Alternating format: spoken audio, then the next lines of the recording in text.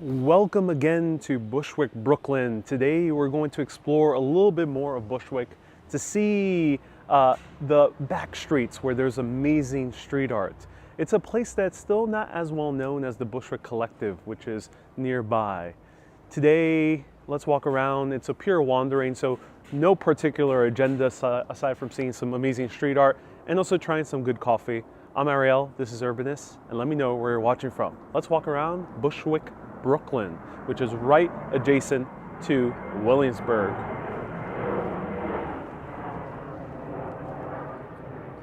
So hello everyone, welcome to Bushwick, Brooklyn. It is right after Williamsburg if you're taking the L train from Manhattan, also from the J train as well. And I actually was going to this coffee shop over here during the middle of the video, but I was actually on the L train that had a terrible service. So one big pro tip for everyone, if you're traveling to Brooklyn during the weekends, check the L train ahead of time because the L train usually tends to have issues. I mean, it's been having issues as far as I can remember visiting Brooklyn often during the weekends. So that's already like 10 years or so. So check your train times ahead because I was going on the train on a snail's pace and I actually was going to stop here during the middle of today's video, but things had to be pushed and I'm starting here. So this place is Say Coffee and this is an $8 cup of coffee.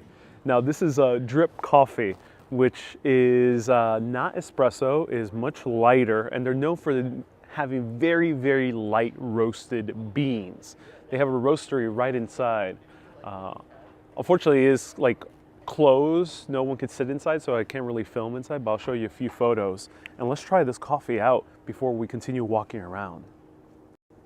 Right now we're at Grattan Street and Morgan. That is the intersection. I'll show you a few of the photos I took inside.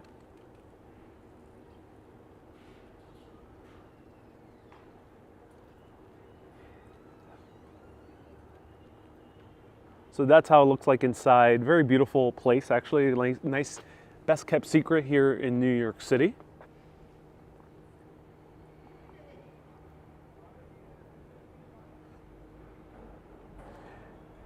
And the cool thing is they actually have their own roastery.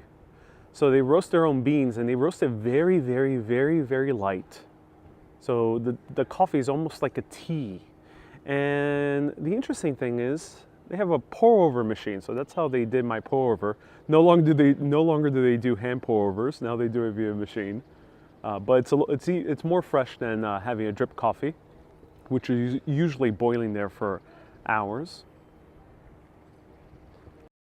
So let's try it out and see. This is a coffee from Colombia called El Mirador, which means the looker or the watcher. Let's try it out.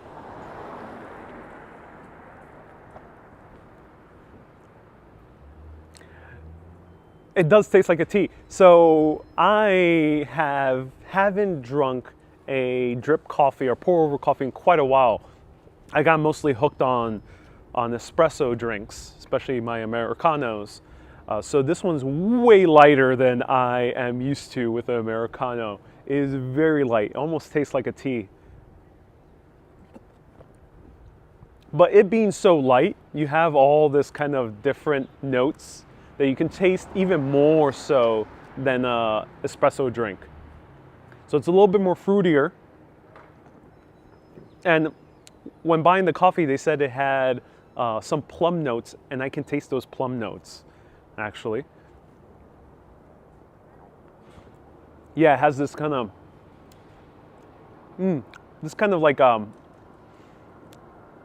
more acidic type of fruity note to it, which is very interesting. And a little bit of floral quality. So that's what I like about these coffees, is you can taste a little bit more of those like floral, fruitier notes that you can't really get in most espresso drinks.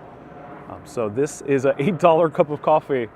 I actually really like it. This is a coffee meant for sipping, slow sipping. So let's slow sip this as we walk around Bushwick, Brooklyn, and go up Morgan Avenue and see what street art we find. Adrian says, question, would you order this again? I would.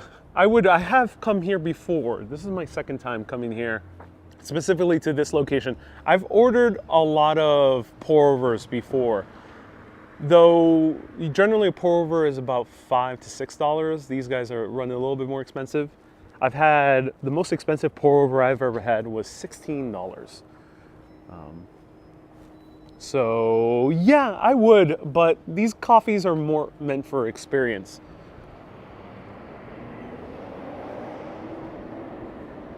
Hey Laureen, hello Alexandra, hello Mater, hello Veronica. Let me know where you're watching from. Hello Urbanist. I never thought I'd see the day where you have a guy like this walking through Bushwick giving a coffee review. Oh, Rob, times have changed indeed, Rob. Hey, Wendy, how's it going? Hello, Christine. So, times have changed indeed. Rob is probably making allusion to how Bushwick culture used to be before. It used to be more Puerto Rican, maybe a little bit more Latin American by the 1990s. But yeah. Things have changed. Hello, Susie. Susie, thank you so much for watching from Twitch. Welcome, everyone. Let me know where you're watching from. Laureen, thank you so much for your generous support. Laureen is a mega urbanist. And watch yesterday's video of the TWA Hotel in 360 video. And there we cover the entire history of that place thanks to mega urbanist Lorraine. So check out that video afterwards. There were some issues with YouTube, so I don't think it showed it to that many people. So I think you have to physically, not physically, but like literally go to the videos tab in order to check it out. And let's continue walking around. Hello Linda, nice to see you here. Welcome. So I was stunned coming here and seeing this place so empty, because this area of Bushwick is usually popping in a Saturday, but today it is empty. You can barely hear any crickets. And then I realized, oh, it's because the train is barely running. That's why there's barely people here.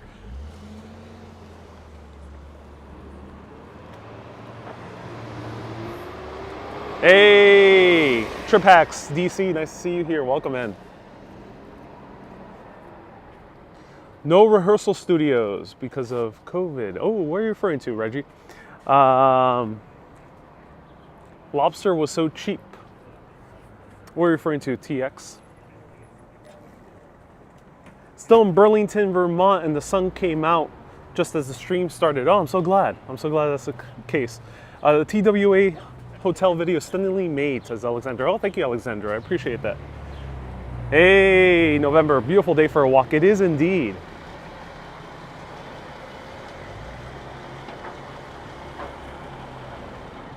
Hey, Wendy, nice to see you here. Do we have all the three Wendy's watching today? Here's how you get here. Morgan Ave stop on the L train, but do check ahead on weekends.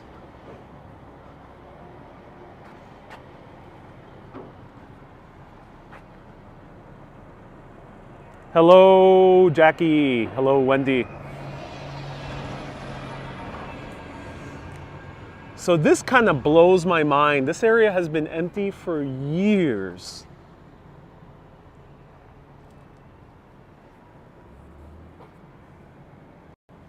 Everyone on the comments, let's keep on topic.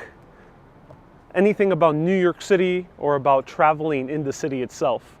Every other comment will be timed out. Let's keep things on topic.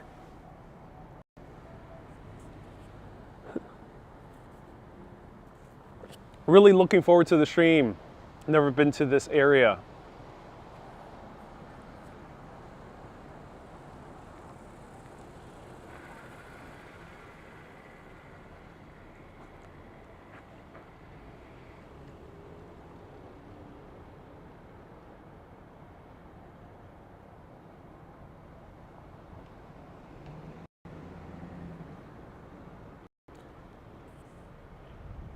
So the clouds are looking so fluffy. Hello, Kurihara. Nice to see you here.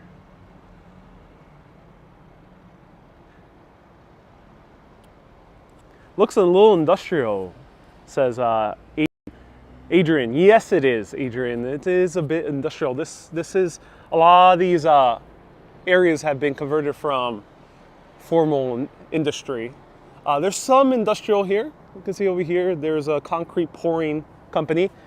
Some of these concrete pouring companies were actually pivotal to building TWA. I don't actually talk about that, but yes, concrete was poured here in Brooklyn and then transferred over to TWA. Same thing with World Trade Center as well.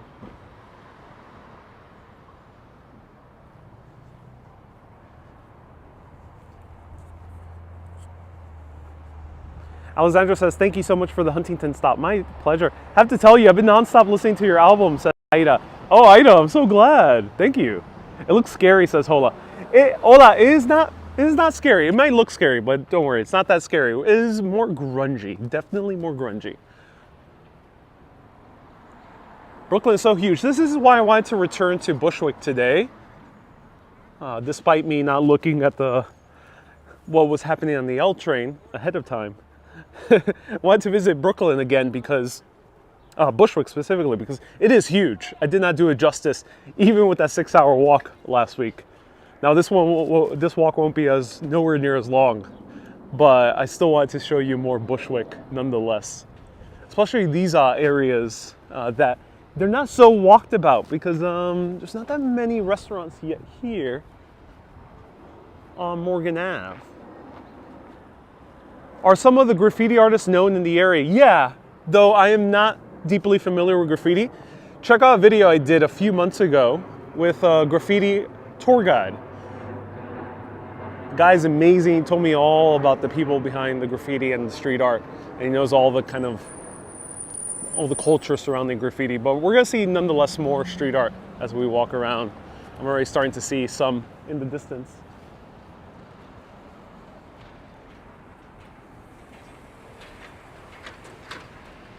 Anna, where's Bushwick? Bushwick, Brooklyn is located in the borough of Brooklyn. It is located right below Williamsburg, but also borders Queens with Ridgewood. Look at this. Look at this cafe. Rebel Cafe and Garden. I like that. Hey, Candy's in Team Like. Thank you so much, Candy. Appreciate you. Wow, what is this little magical oasis? Wow, look at this. Can I sneak my phone in here? Let's see. Yeah, I think I can. I think I can.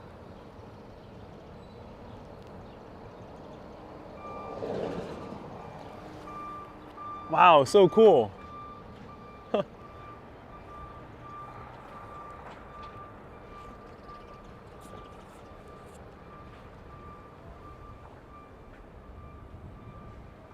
Very different from Williamsburg. So, okay, yeah, I mean, we're gonna walk towards Williamsburg, so stay tuned to see the difference.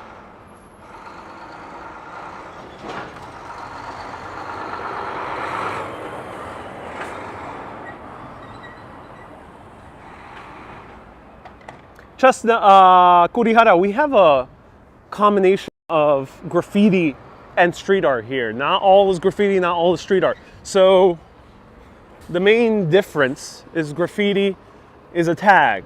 It's writing, scribbling your name or whatever your nickname is. Or maybe scribbling some political message. This is graffiti, right here. This is graffiti. These are called throw-ups or throws. That's graffiti. Sometimes they kind of blur the line. This one might be street art, and so sometimes a little bit harder to tell, but it does look like a tag to me. So this could be a tag, and this could be what is considered a masterpiece. Not in terms of the quality, but that's just the name of a very elaborate graffiti. But then you have street art right there. Over there, you see that kind of space alien one? That's street art. That's not graffiti because there's no tag. It's not really a name. It's art. They're drawing something.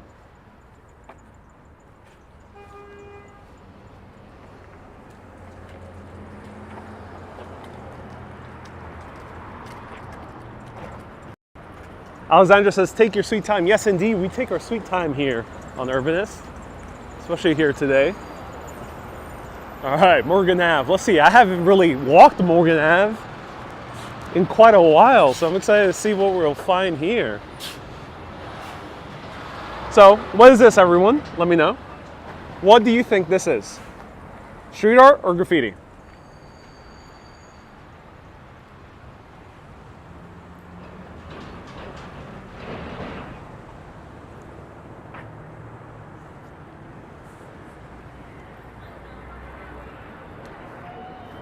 Let me know.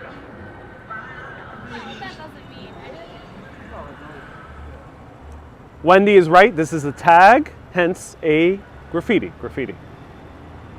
Hey, Victoria, I always look forward to your streams. Saturdays are planning days. I'm a teacher, but I find myself stopping frequently to watch what you're doing. You become our teacher. Oh, Victoria, I'm so glad.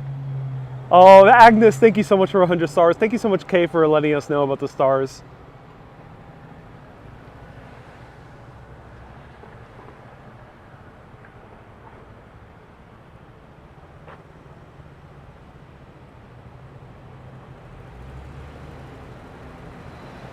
Tammy, you're watching me while walking.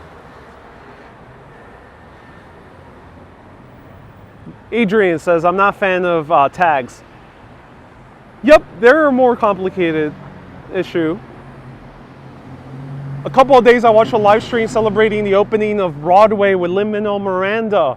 Oh, that's so cool, Jackie. Yes, he's helping with things in regards to the pandemic. So I'm happy he's doing that. Oh, wow. Right down there. Look at this in the distance.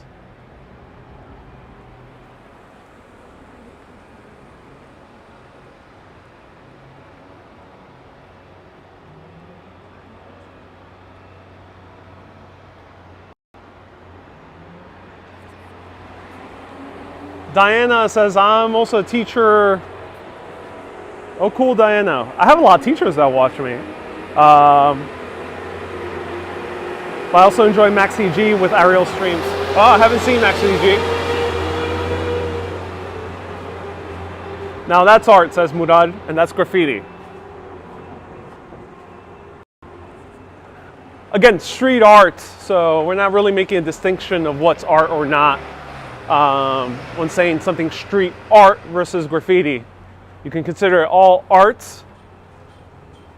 That's a way more kind of complicated philosophical conversation, but no, we're not discussing what's art in general, but what's street art is just the term for a mural, for something, a drawing, something a little bit more elaborate than just a name.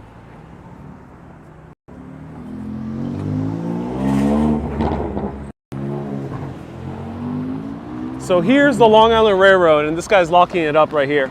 So this is the, hey, how's it going? This is the Long Island Railroad, and we can see across the street. You guys lock it up all the time? They own the track, yeah, but it's leased to New York and Atlantic Railroad. Oh, I see. This leads to New York and Atlantic. Oh, that's It's cargo, no passenger. When do they pass? The cargo trains? Well, this is the Bay Ridge branch, Yeah. so whenever we have a delivery, because we do beer, wood, Ah. cement, Oh, I see. It goes all the way down there, right? goes right through the cement company here. That's so cool. What's like the highest chance of seeing one? What day do you think? Tuesdays. Tuesdays and Thursdays. Cool. All right, awesome. Have a good day, man. So Tuesdays and Thursdays, right there. Let me cross the street, actually.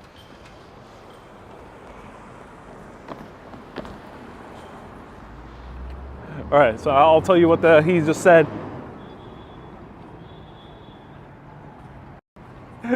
So the guy's locking up. They say that it's like there's an arrangement between the Long Island Railroad and the companies here to do deliveries via cargo.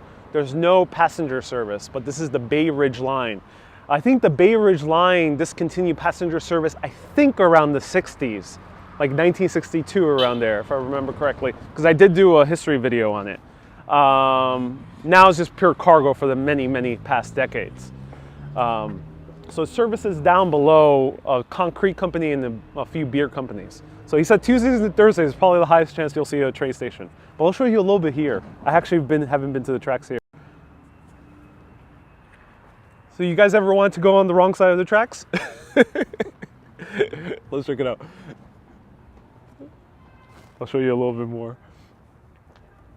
I don't think there's no third rails here, so I think we're safe. Yeah, there's no third rails.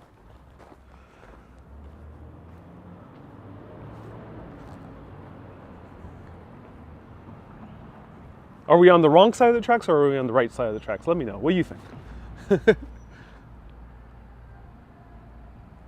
Is it safe here, Abdo? I would not walk here alone at night, you know, in the random train tracks. But during the daytime, I think you're okay. Practice always normal precautions.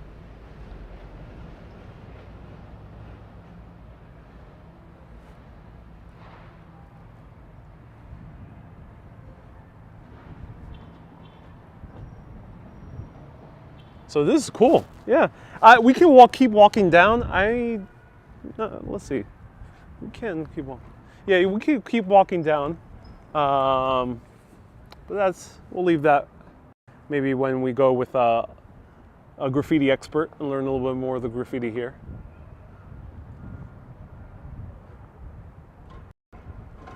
But do practice precautions because this is a working train line.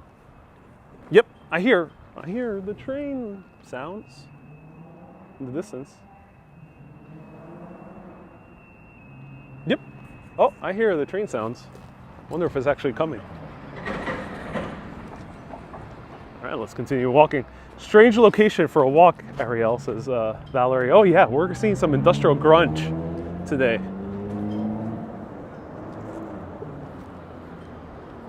Who owns the tracks, Adam? I don't know, but I think it's Long Island Railroad, not CSX. CXX, I think goes more like Manhattan and Bronx lines. Though I'm making a guess, but this is the Long Island Bay Ridge line, for sure.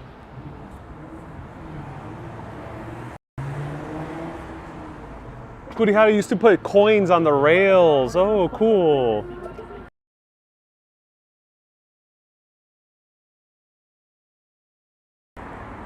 All right, random music passing by. How could the train be coming if he closed the gate? Good question. I heard the sound, wee-doo, wee-doo, wee-doo, which I've heard on occasion on train lines when the train is coming. So, sounds like it's an incoming train, but might be a different sound.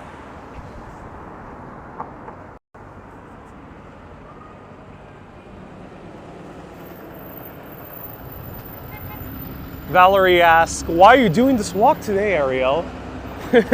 Valerie, for fun. to enjoy the industrial grunge. So, I'm getting a few... What was that sound again? Asked Lorena. Was wee-doo, wee-doo, wee-doo. That was the sound. I'm an official voice actor, of course. A lot of people are asking me, why am I doing this walk? Like, it might be coming from a place of concern. But I also love these places of urban grunge. It is nice to explore these areas. You know, the thing is, cities are constantly in flux, and New York City, many other cities around the world are constantly in flux, always changing. And I think if you have the ability and the curiosity to check these industrial areas, you'll start seeing the change of what happens, because most cities around the world, especially most cities in America and Europe, are what's called post-industrial.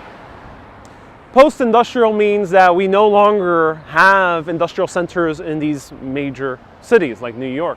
There's no major manufacturing. There's not that much major industry, period.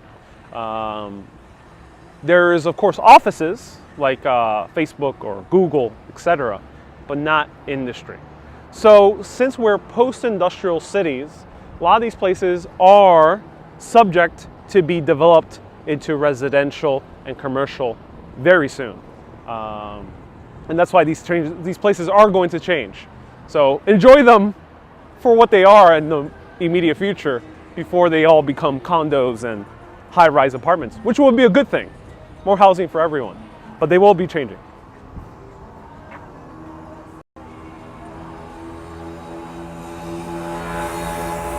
See, thank you so much for 150 stars.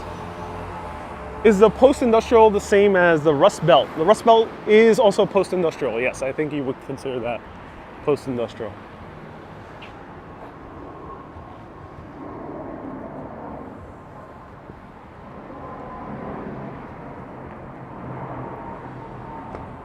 Susie says he's not lying. Yeah, Susie, you as a Bushwick native. Oh, oh, this is cool. Random table and chair.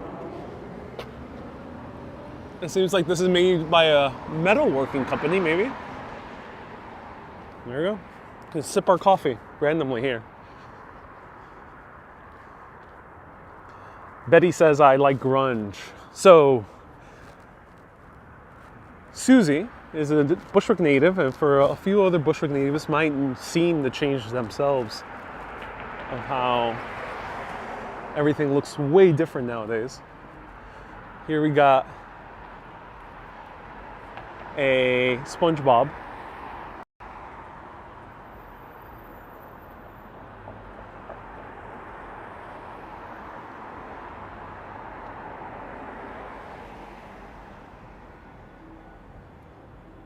Let's cross. This is beautiful.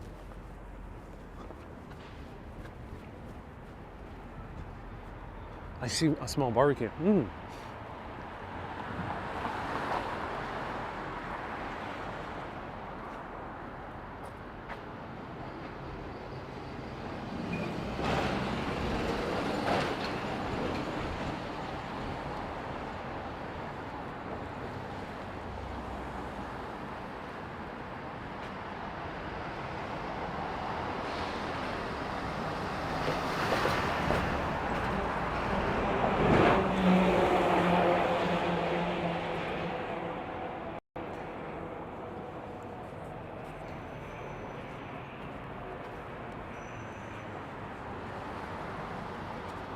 Now, also keep this in mind as we're walking around. This was Soho before it became Soho. So Soho used to be an industrial center in the middle of Manhattan. All these big, blocky industrial buildings. They just happened to be made of beautiful cast iron.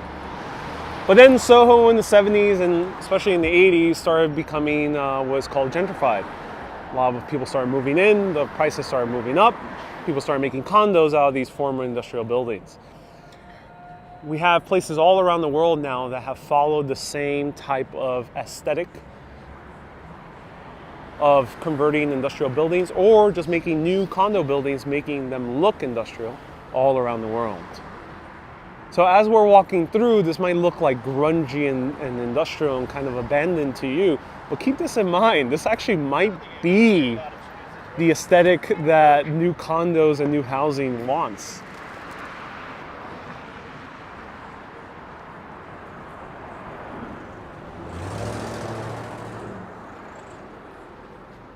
Hey!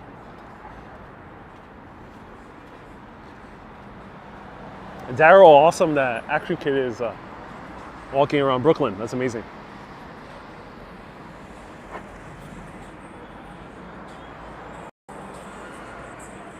So here's a cement company, or it says fine lumber.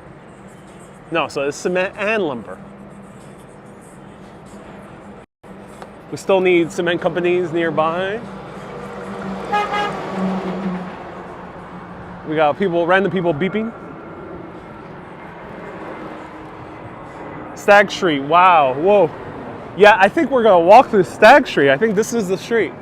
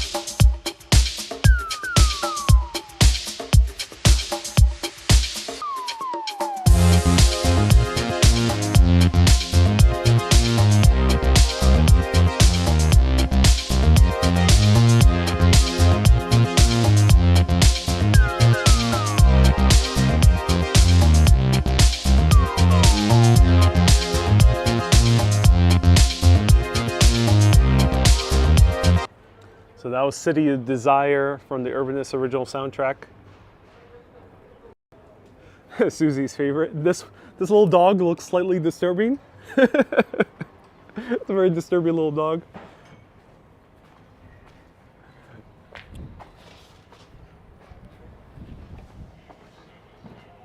Invisible monster. Oh my. Yeah, we're gonna see a lot of cool street art here. We're in a good place.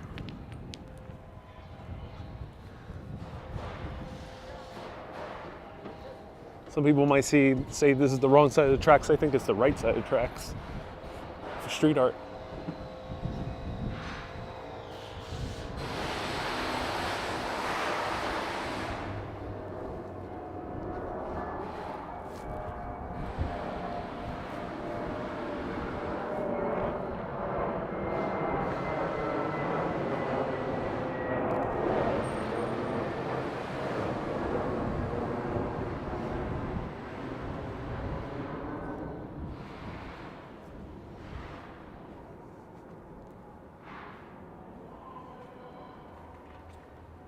Din, no, I used it.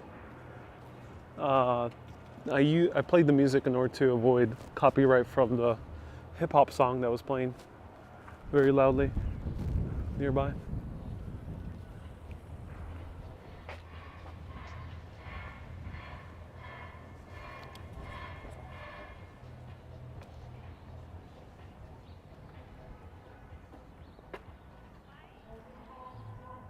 Oh, there's a concert nearby.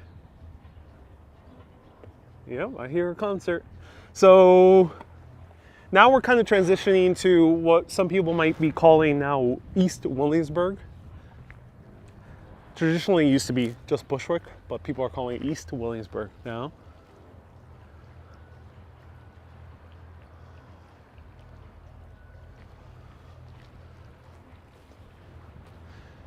Adrian says, I don't know about you, but I wouldn't go on the first date in this area. You might be surprised. There's actually a few music venues here that are very popular. So a lot of people do take first dates in these music venues.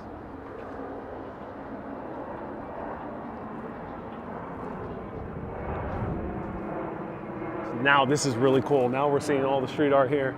And this is the Bushwick Collective, but a bit bigger and less people come here.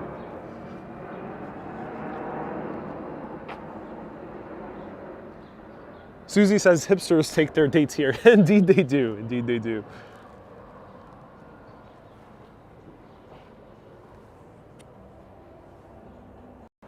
I mean, you might be underestimating how much people love hanging out in these grungy areas. It is both men and women. It is a thing.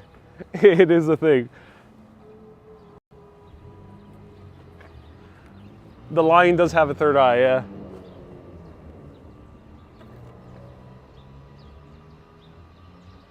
Hey, Ronald! You're not feeling well. Oh, Ronald, do feel better. Ronald, better yourself. Hope you're feeling well. Everyone send hearts to Ronald. Super urbanist, moderator, all overall great person. Do send them your hearts.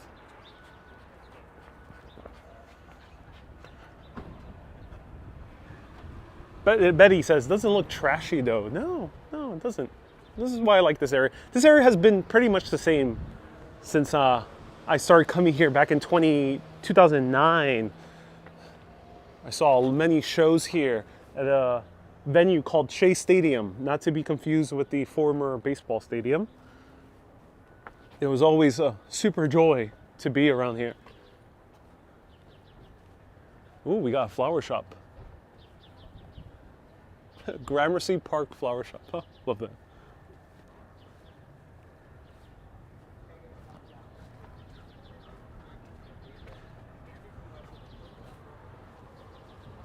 So there's a club over here, and you gotta. Oh, let's investigate. Everyone. So there's a club over here in this building, and you gotta scan the tag, and they'll let you inside. It's a secret bar or a secret club, and I'm not sure if it's a licensed one, because I don't think clubs are officially open yet. Oh, we hear the music. They're in the up there.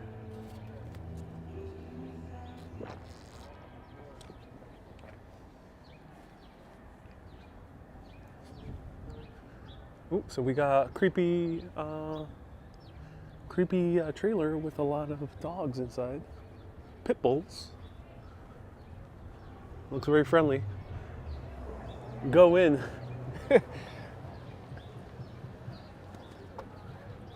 You may not appreciate walking in with the camera when it comes to these clubs.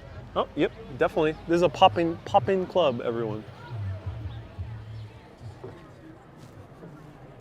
Pop-in. So we got someone coming out of Uber. 230 Bogart. I doubt they'll let you into the club. Yeah, because they have bouncers. It seems like they really keeping everything tight. Oh wow, we got a lot of people coming in now.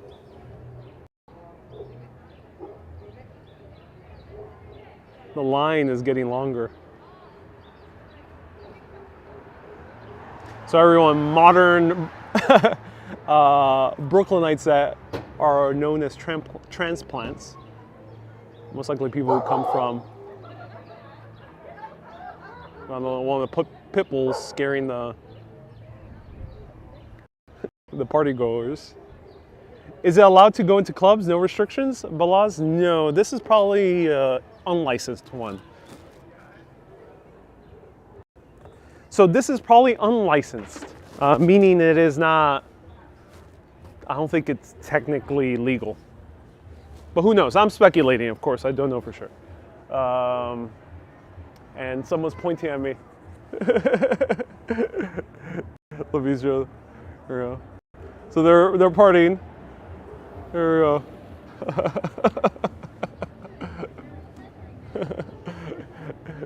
She blew me a kiss.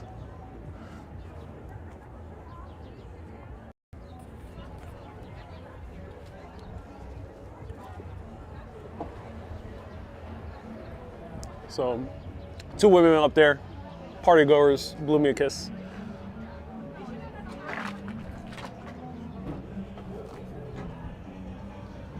Oh, it's a rooftop. It's a rooftop bar, so it might be legal. Might be. If it is a rooftop bar, it might be legal.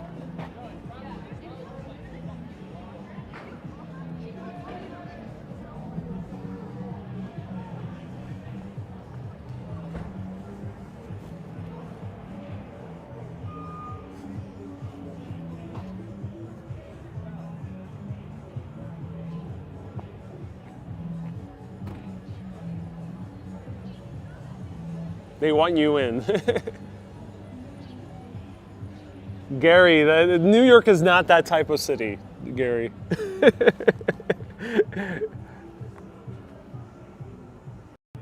Gary in the comments is saying that the owners are going to get pissed that I'm filming them. Gary, this is not the 1970s anymore. These clubs are not owned by mafiosos as they used to be, at least in the 60s and the 70s. Not so much, at least not in this area. This ain't owned by mafiosos that will get violent with you.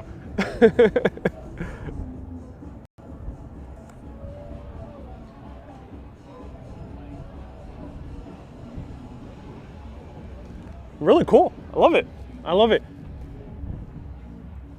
If you're a fan of the Nightlife, highly recommend just popping in, enjoy a good drink.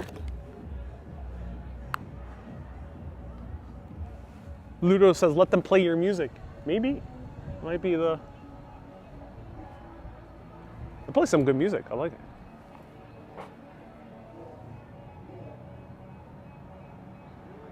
Music Breath says, being old sometimes sucks. Oh, no. Hey, I must say, coming to these clubs, there's some of them that are very, very young. I remember, like, when I went to a lot of music venues, sometimes you would go to a show and there was a bunch of like 18, 19, 20-year-olds. Yes, that's sometimes the case. But when you come to places like these, I kind of get the vibe is all ages. You do see people of all ages. Like I've been to these clubs before, and sometimes you see people in their 40s, 50s, 60s. Usually not older than that. That would be much more rare. But usually you see people in their 40s and 50s hanging out. It's not that weird. It's weird sometimes when a super young crowd, but this doesn't strike me as a super young crowd.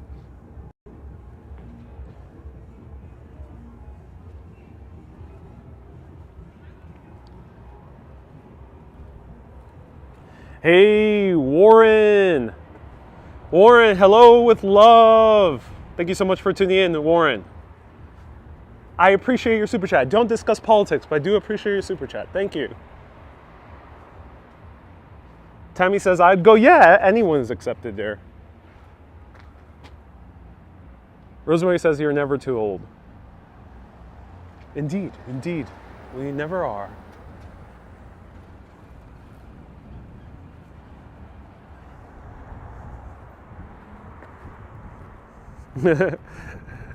Mafia party today, says Alexandra. Or again, this is not that part of town. Rosemary, am I having a coffee? I did already have my coffee. It was actually really good. It was a good slow sip coffee. I do recommend it. I mean, if you have the budget for $8 cup of coffee.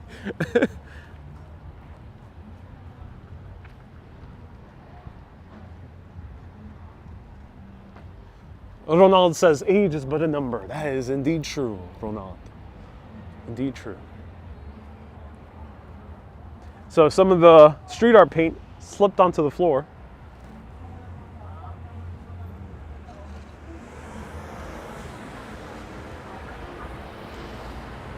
Back in the day, Studio 54 was all ages and it was wild. Indeed. Indeed, yeah. I remember seeing videos, yeah, and people did come in all ages. You see that, especially a little bit more into Williamsburg, you'll start seeing more all ages.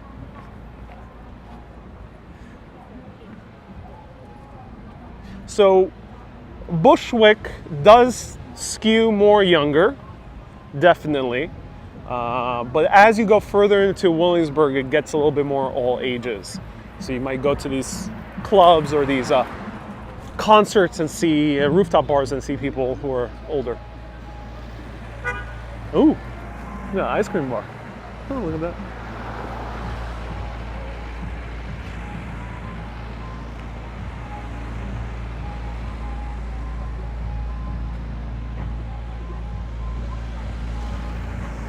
Let's check over here. Let's see what other secret clubs we'll find here.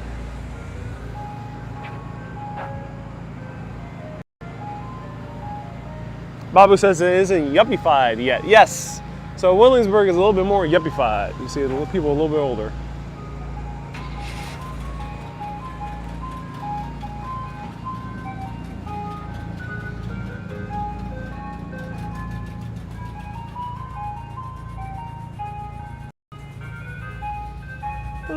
Ooh, we're rocking hard to the ice cream truck. The real club in there. That's the real club, everyone. It smells like gasoline. Ooh, a little bit of vanilla ice cream with a side of gasoline.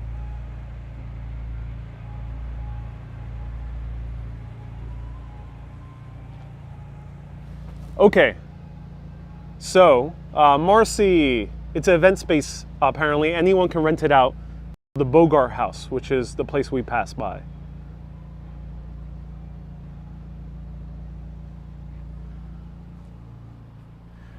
I prefer this kind of area as opposed to the big moneyed areas. Says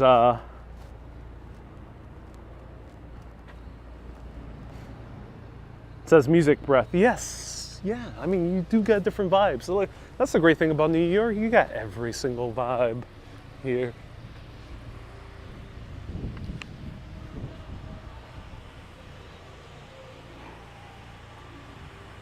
Wow, I love this artwork. Wow. Jackie, you're hardcore fanalo. Indeed you are, Jackie. It looks like you can find parking here. Yes, you can. Yes, you can.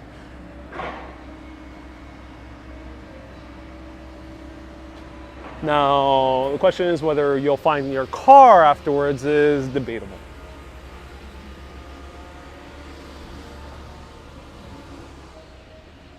Even the car has street art. Look at this.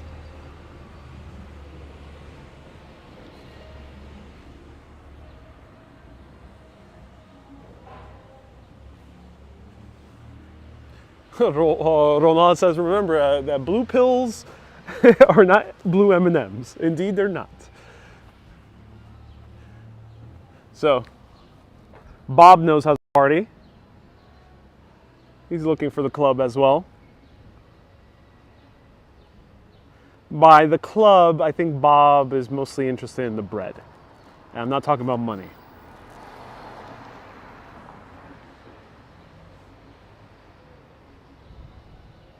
Party long enough and you'll be like this guy.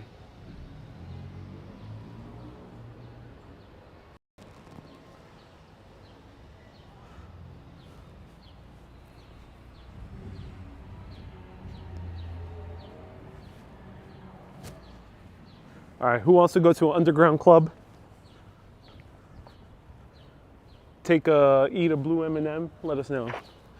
Eat a blue M&M.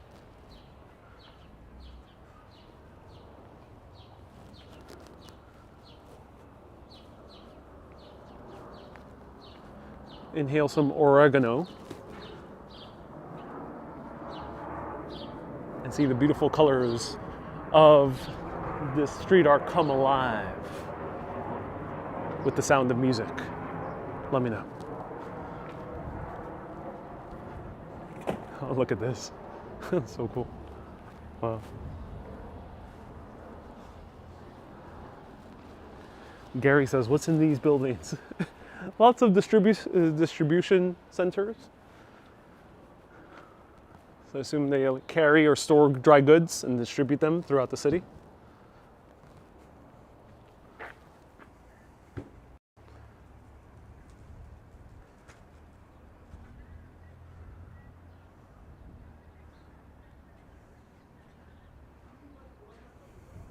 It'd be funny if the pigeons are tagged, says Rosemary. Indeed.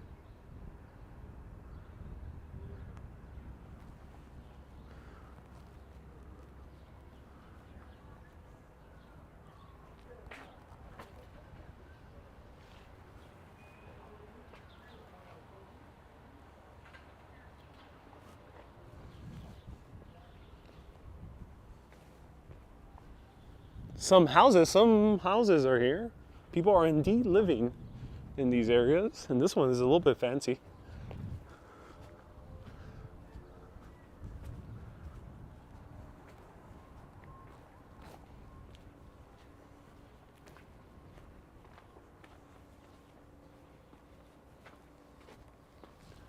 Oh, look at this. We got some brutalist chic over here.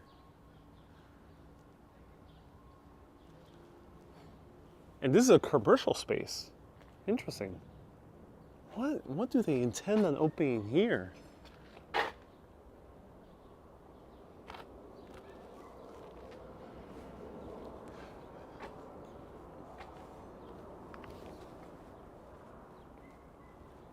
It looks like a bunker. Yeah, it does look like a bunker. Is this a salt shed?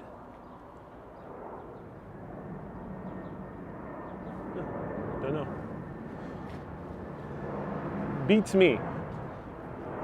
Miles, welcome Miles. You're in Manhattan now. Oh, cool. Glad you're enjoying it.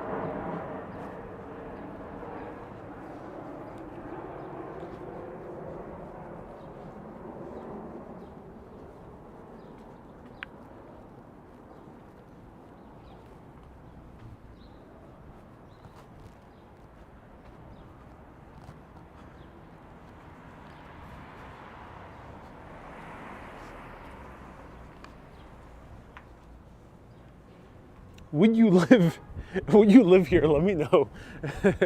I'm curious. We're very close to very pretty Williamsburg.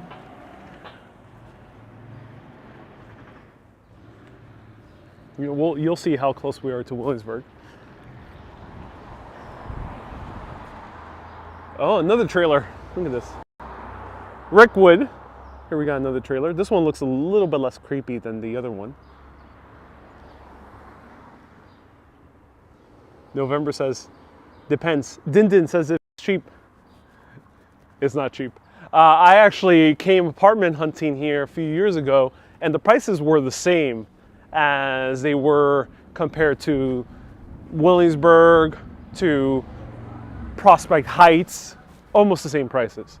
So no, not that cheap, unfortunately, because this is still a popping area despite the kind of the grunge.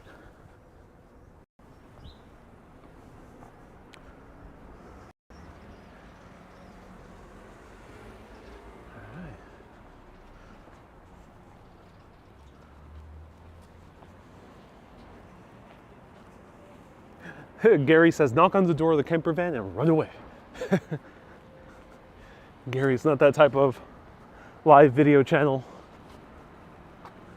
And there we go. We got condos. Back to civilization, everyone. Oh, we gotta go this way. Okay. Yeah. Let's go this way. Let's see. Let's cross the street. Let's cross the street. It's a little bit more fun.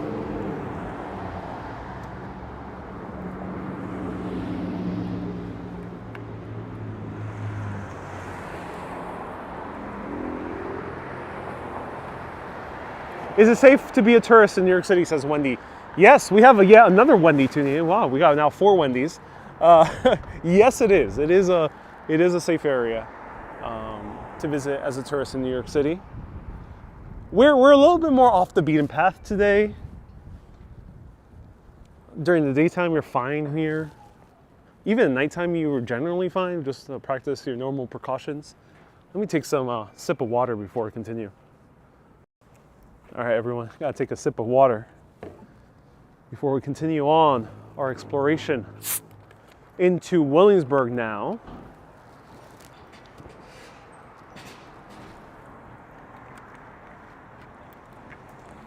I used to come here a lot for music venues late at night. And I always found it to be a safe area. And there would be men and women, it would be very mixed.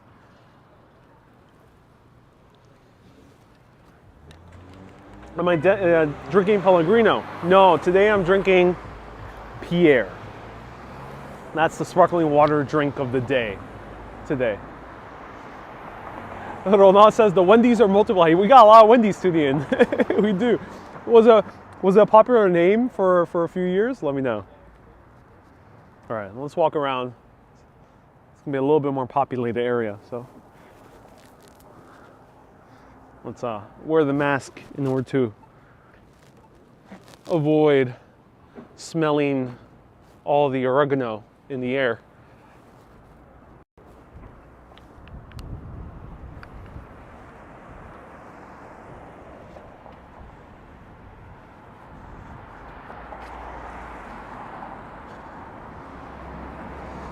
Wendy says, my dad chose it, not me. Yeah, of course.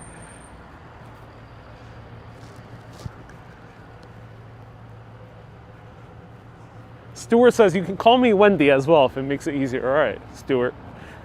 AKA Wendy Stew. Wendy Stew.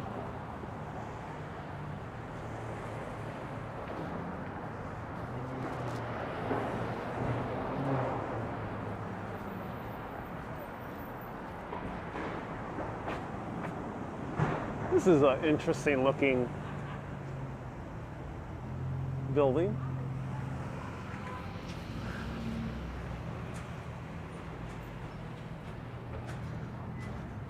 Sabine says, I love walking through New York City with you. Susie says, it's so exciting where you're going. Yes, towards Willie B. But we're not going to the place where we always go, Willie B. The other side of the BQE in Willie B.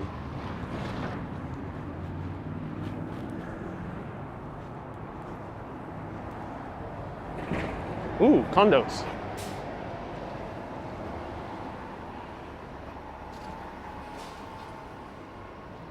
We got more condominiums, ladies and gentlemen. We have found them. See, I told you about the industrial grunge. These condominiums do continue with the aesthetic of industrial.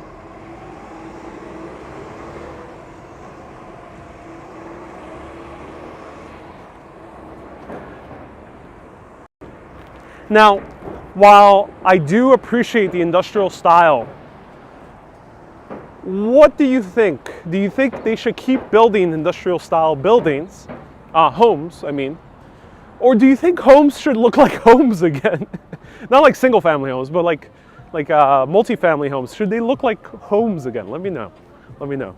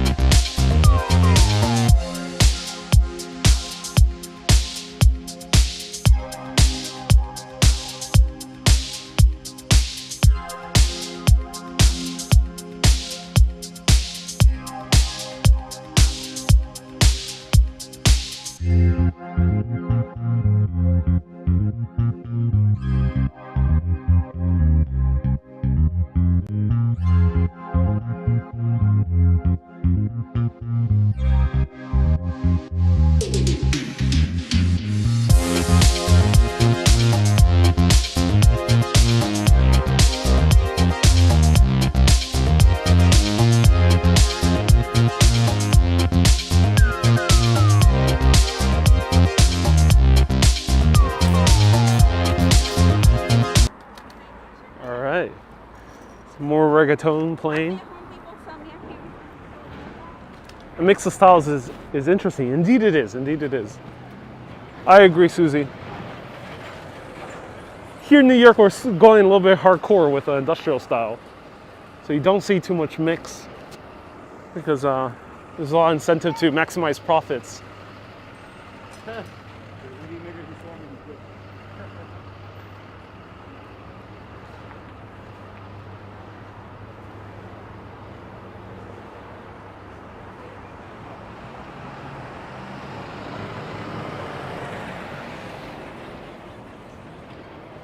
I love shopping in Graham Avenue, says Cindy. Oh, I'm glad, Cindy.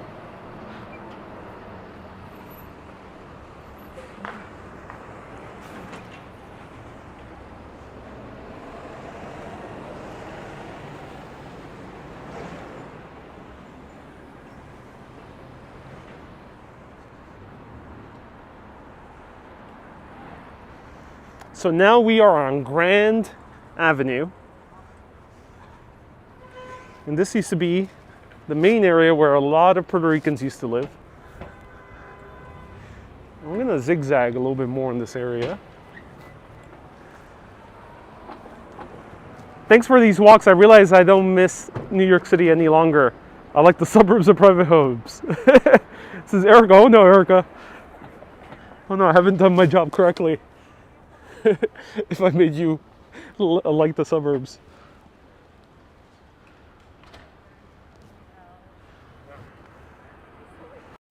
Everyone, while Erica has said something very sweet about liking the show, I feel like I failed her because Erica has now said that she prefers the suburbs versus the city.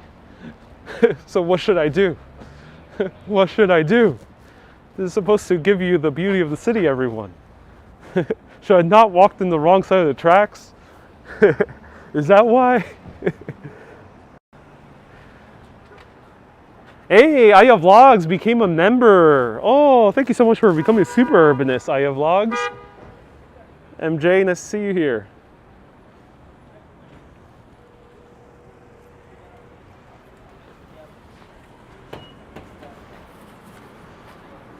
Susan, thank you so much for 100 stars. Am I near the knitting factory? The knitting factory is actually much further down. So we're about like maybe a 15 to 20 minute walk away from the knitting factory.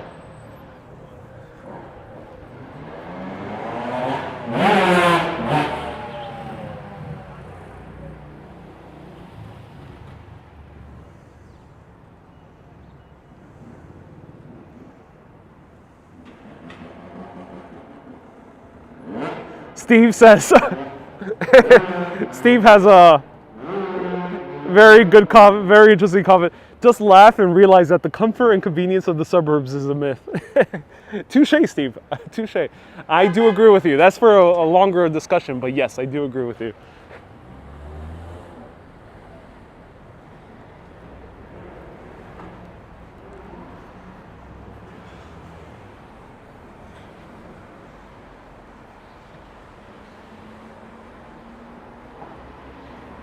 Hey, Thomas, nice to see you here. Ah, look, more industrial buildings. So this is another former industrial building. You can tell how like long it is. And we got McDonald's. ABX girl says, I now live in the burbs and I'm going nuts. I feel you. Feel you, ABX girl.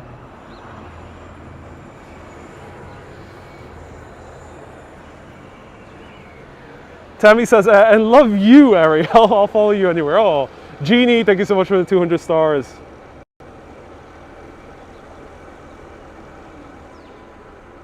Do you think it'll be safe to have a pie, a burger, or hot dog here? Anywhere. You can have anything. You'll be okay. Food here in New York is very safe. Very strict health code restrictions here in the U.S. More so than even European countries. So. We're a lot more stricter even than France, for example, who's world renowned for their food. We're more strict also than Japan, which is world renowned also for their food and for their cleanliness. So just keep that in mind.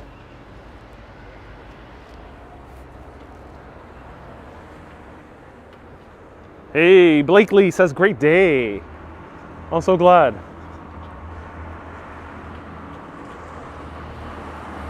This is Graham, and so we're on Grand and Graham. Grand and Graham. Try saying that to your friends when you meet them up in Williamsburg. They might meet you at the wrong place. You say, hey, I'm at Grand Street, and they'll go to Graham. So watch out, everyone. Watch out with the Grahams and the Grands.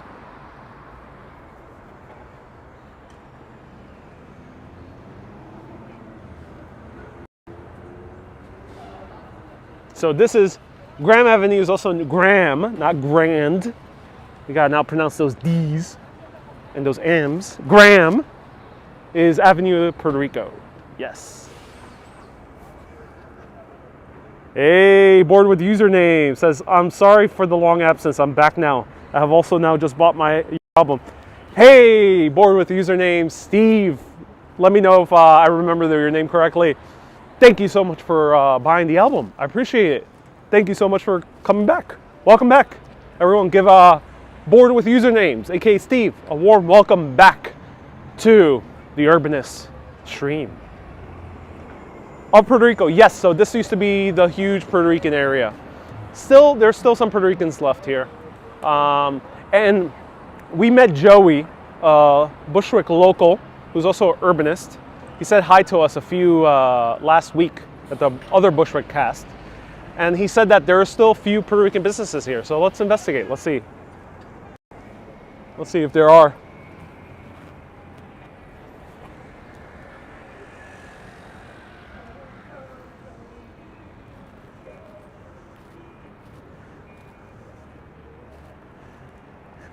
Steve, I got it right. The album is just awesome. I'm glad. Why did the Puerto Ricans leave? Priced out. Yes, that's mostly the case. Puerto Rican, of course I'm generalizing, Puerto Rican community really didn't buy up the buildings. Or if they did, they sold them for a very good profit and also moved out. So that's quite the, that's the case here. Look at this, more like a 1950s modern style. Not sure what you would call this. What would you call this? Would this be considered Gucci architecture? And there's a huge cheese, a metallic cheese on it, because it is a cheese bar.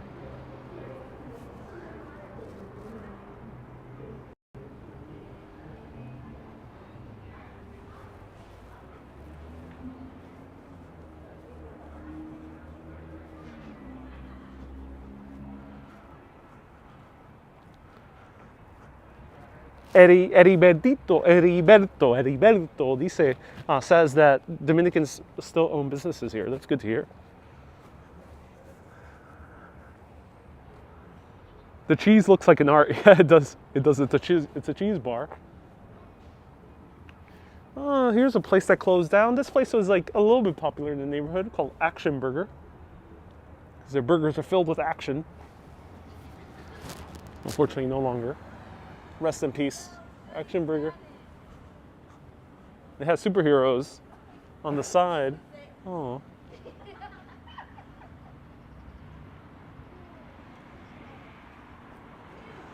May you rest in peace, Action Burger.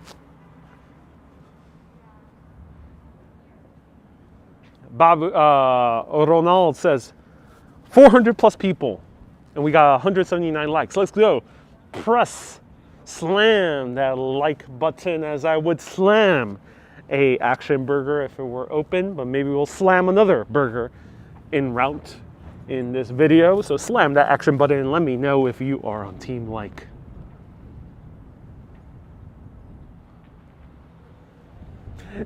Gary asked, does this belong to Action Kid? And is it closed because he moved on to YouTube? Maybe this was Action Kid's business before becoming a YouTuber.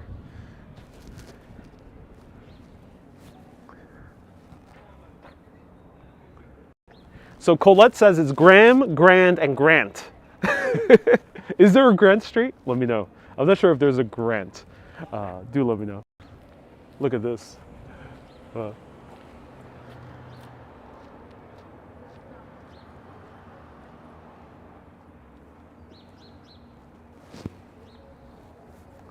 Alexandra's on team like, yes. Ooh, free CBD samples. Look at that.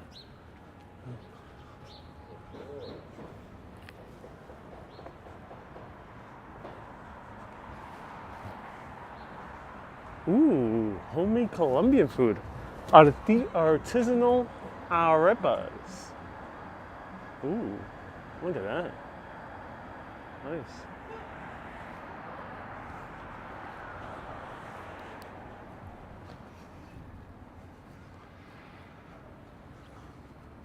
Susie says, the places that Joey mentioned on Graham Avenue are the other way.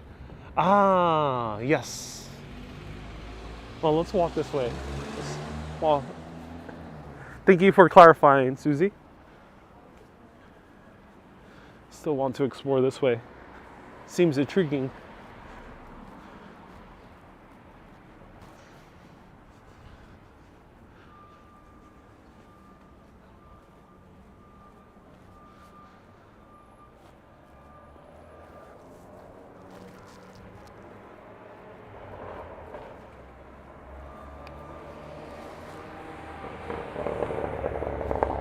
Wow, Williamsburg is empty today. Where did people go? Where is everyone? Like, Williamsburg is empty during the weekdays, but I did not imagine it to be this empty.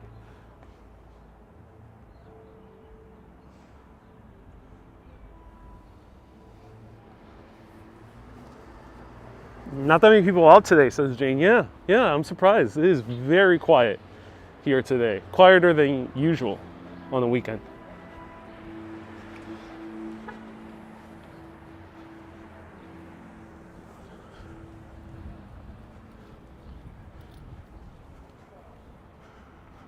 People are maybe sleeping. Yeah, maybe they're sleeping in.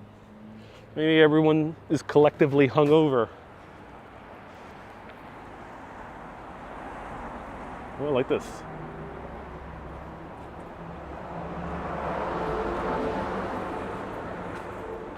Known to man. Oh, interesting. It's a shop. It seems like it's a vintage shop for women, feminine styles, but collected from men's clothes. Oh, that's fascinating.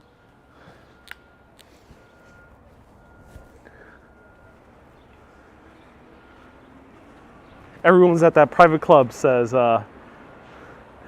says Mags. Indeed, I think that maybe that's the case.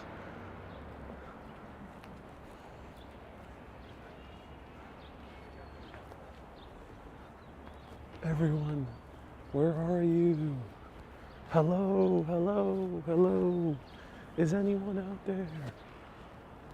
I feel like I'm in the movie 28 Days Later when the guy wakes up and he's walking through London that's completely abandoned. That's how I feel like that right now. Just with a few more people out.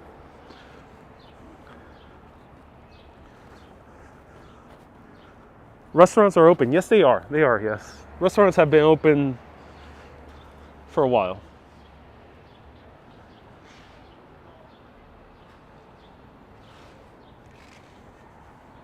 Cue the music by 28 Days Later. If anyone can remind me of who the composer is, really great music.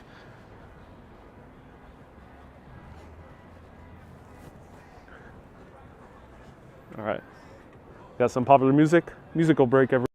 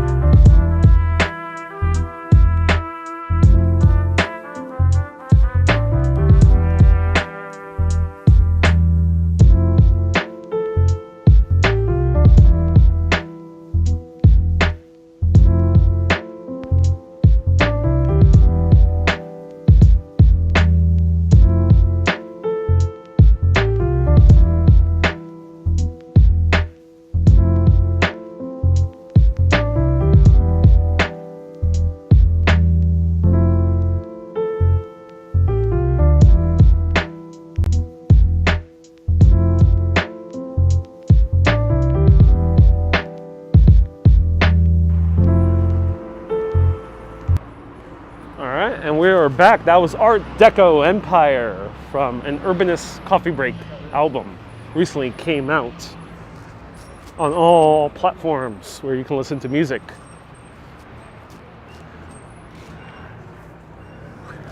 Chris loves the Wanderer song. Oh, cool. I'm glad you like Wanderer.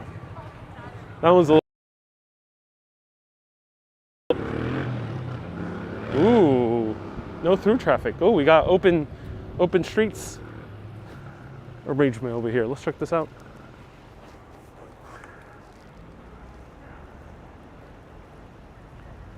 Your music is so nurturing, says Alexandra. Oh, I'm so glad that you think so. Hello, John. Hello, Tammy Zap. Wendy. If you want to buy the Urbanist album, you can do so at teespring.com/stores/Urbanist. Also, we have merch based on the artwork on the album. So check it out. Let's continue walking around.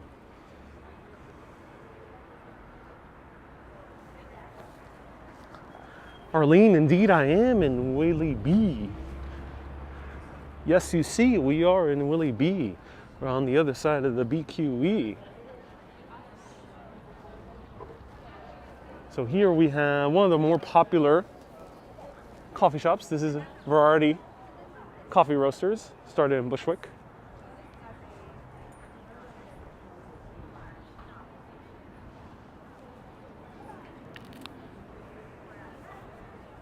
Ooh, beautiful building here. Look at this. That's nice.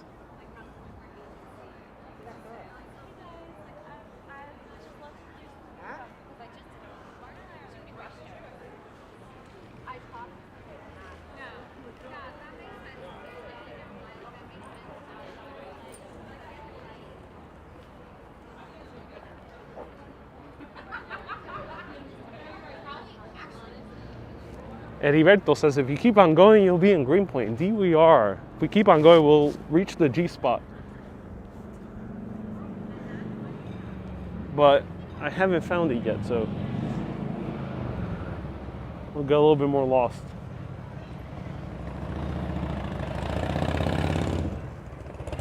Don't forget about your awesome darkroom prints, says Mater. Oh, thank you, Mater. Yeah. If you want official Urbanist prints, you can find them at urbanist.darkroom.tech. A lot of people are looking for New York City photos. I also have a few other cities like Washington, D.C.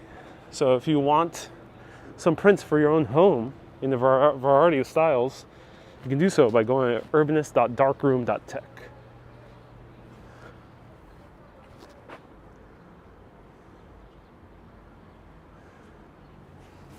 Ronald says, will we have another mastication session at the G spot? No, not today. Today we're gonna stick to Willie B.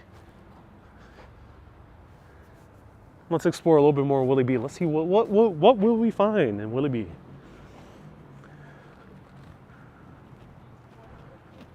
Next has Be Safe. Oh yes, we gotta watch out. It's a very dangerous hipster center. Warren says, which food represents New York City the most? Pretzels? No, not anymore. Not anymore. So no, not pretzels, Warren. Thank you so much for the super chat. What's your favorite food to recommend to tourists? And New York City has probably the most priciest restaurant in the world. Okay, so thank you so much for the super chat, Warren. New York City's most represented by, I would say, New York City pizza, New York City style pizza. That's probably the best representation of New York. But if you want to go a little bit more local, then I would say bagels. Because bagels are pretty unique to New York, at least in the style that you'll find them here, especially with cream cheese and lox and other ingredients such as those, or egg and cheese and bacon. And then when it comes to my favorite food recommendation, for pizza, I would recommend Joe's Pizza in Greenwich Village. Is just quintessential New York City pizza, to go slice shop. But if you want to get a little bit fancier, sit down, I would recommend Luke Hawley is actually really good. I would also recommend Table 87 in Brooklyn Heights is really, really, really good. They also sell by the slice, but they're also a restaurant. It's delicious. They're also in Gowanus, Brooklyn. For a restaurant in Williamsburg, go to Cafe Mogador, one of my favorite restaurants. Highly recommended just because it's an experience in its own right. It's a Moroccan place and it just looks gorgeous. They also have brunch. So if you want to experience the best of both worlds, New York and something international, go there to Cafe Mogador.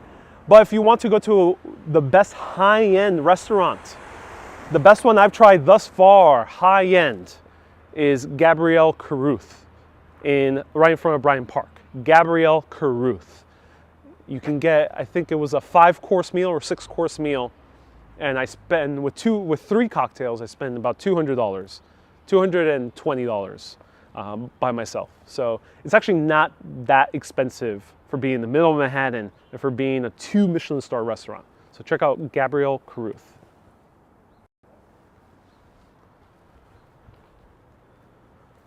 Alessandra says, show us your Bonobo shirt. Yeah, sure. I'll be using the new Bonobo shirt and the new cardigan. This is Bonobos, and this cardigan is from Scotch and Soda, same as this jacket. So yeah, that's the newest fashion of the day, ladies and gentlemen. What's your favorite spot on the other side of the Hudson? You know, I don't have too much experience with New Jersey. I really like this restaurant called Valenka, a little bit further down, beyond Jersey City. But no, I don't have too much experience with Jersey. I was really impressed with Hoboken in general, so I would go to Hoboken for food.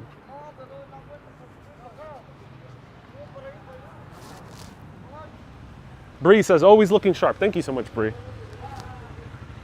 I'm looking sharp because I'm close to the G-spot. G-spot, I mean the nickname for Greenpoint. Brooklyn, that is. It's a nickname I made recently with all of you, trying to get it trendy.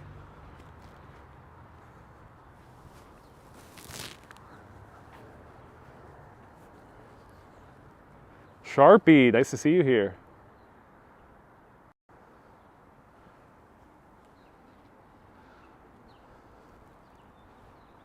So here are the houses. A lot of these houses have cameras. That's what I've been noticing walking around.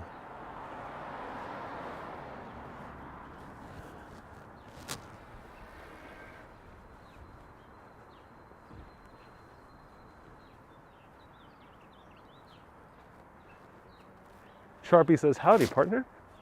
Thank you so much for tuning in, Sharpies.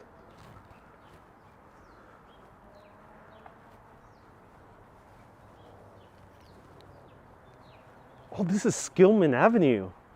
If we continue walking, will we get to Woodside? I wonder.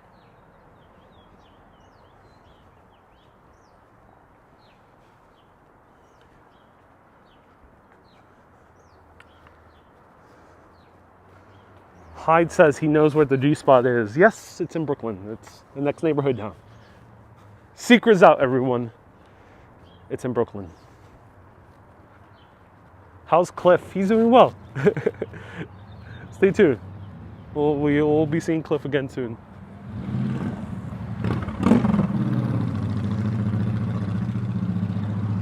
Have you tried Sprinkles Cupcakes? Yeah, I have. It's a really great place. Highly recommend it. Oh, what is this weird apartment building? Look at this.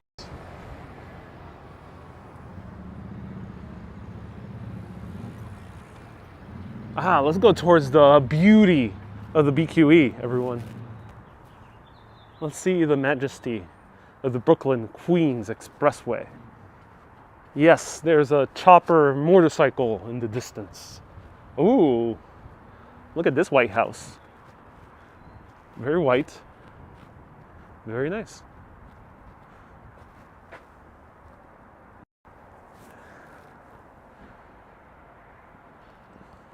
What do rents go here? For a room, it's like 1,600, 1,700, around there. I think you sometimes might be able to find cheaper. But yeah, one room in a 3-room apartment is about 1,700.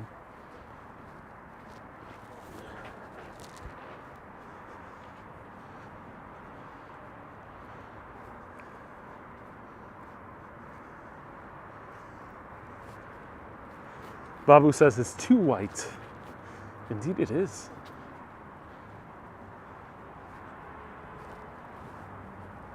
What shall we find? Let's see.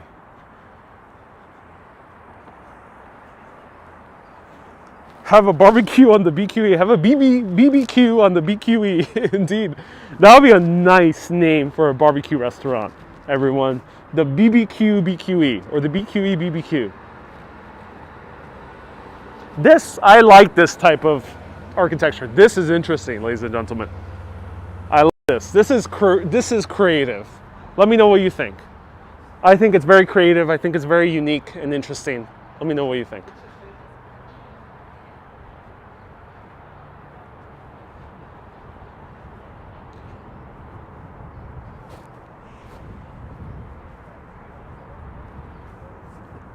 The only downside is that this is another of those apartment buildings there where they pre-built parking inside.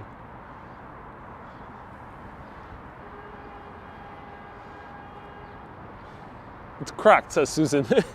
It looks like it's cracked, yeah.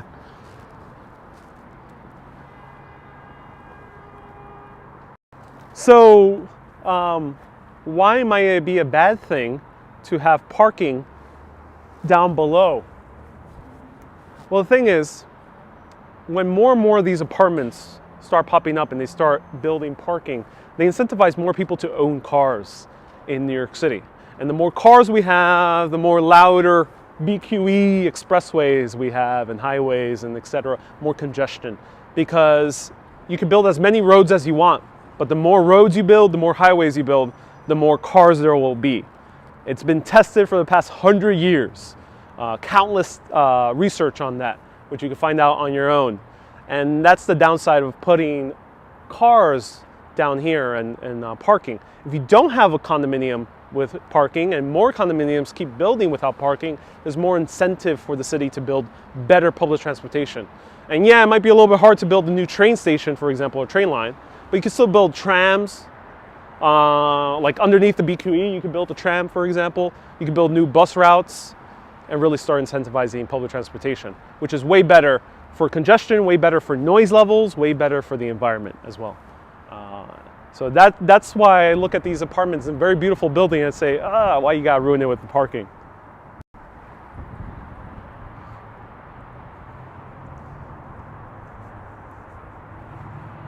Kurihara says parking is necessary for high buildings like this. Kurihara, that is a very interesting observation. Japan, Tokyo does not put that much parking in their buildings. It's very rare, I think, from what I've seen, from what I researched. I haven't been there yet. But I'm under the impression that Tokyo, they barely have parking in their first floors. And yeah, I'm a bit hungry, but let's see what will be fun. Wow, this place is called Hudson Table. Very fancy. Free food. Like literally, free food. Let's see. I'm gonna put the volume out.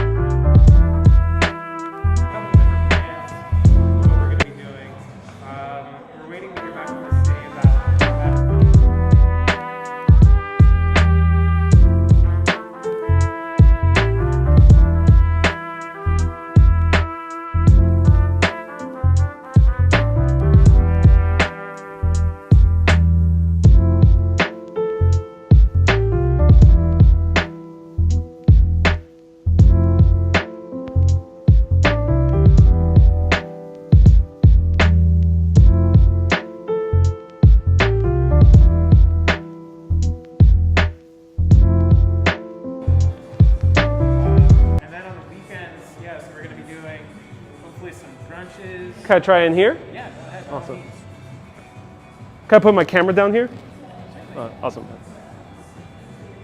So what is this again?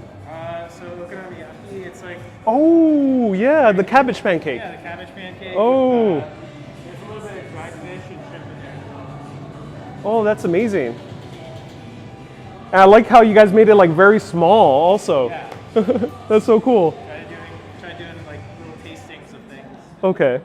So you guys making like a nice variety of different cultures? Yeah, so we actually have a pretty cool roster of chefs that are working with us. There's another location, it's not just this one, in Hoboken, New Jersey. So there's like, I'd say at least 7 or 8 different chefs out there, and they plan on, kind of coming back and forth from here to there. But a lot of different backgrounds. So we actually have one guy who I know is Turkey, a couple guys that specialize in French cuisine. There's one guy who was raised like super traditional Italian. I grew up in like Eastern European neighborhoods, Russian neighborhoods. Oh, I see. I have a little experience there. Man, this is really good. You guys made it so flavorful as well. So the cabbage is so soft. Yeah. So it's Japanese cabbage, so it kind of just melts when you cook it. Right. It adds like a little bit of crunch to it. May I try another of the dishes? Yeah, so I got I would love that. flatbread Okay. working for you right now. Oh, cool.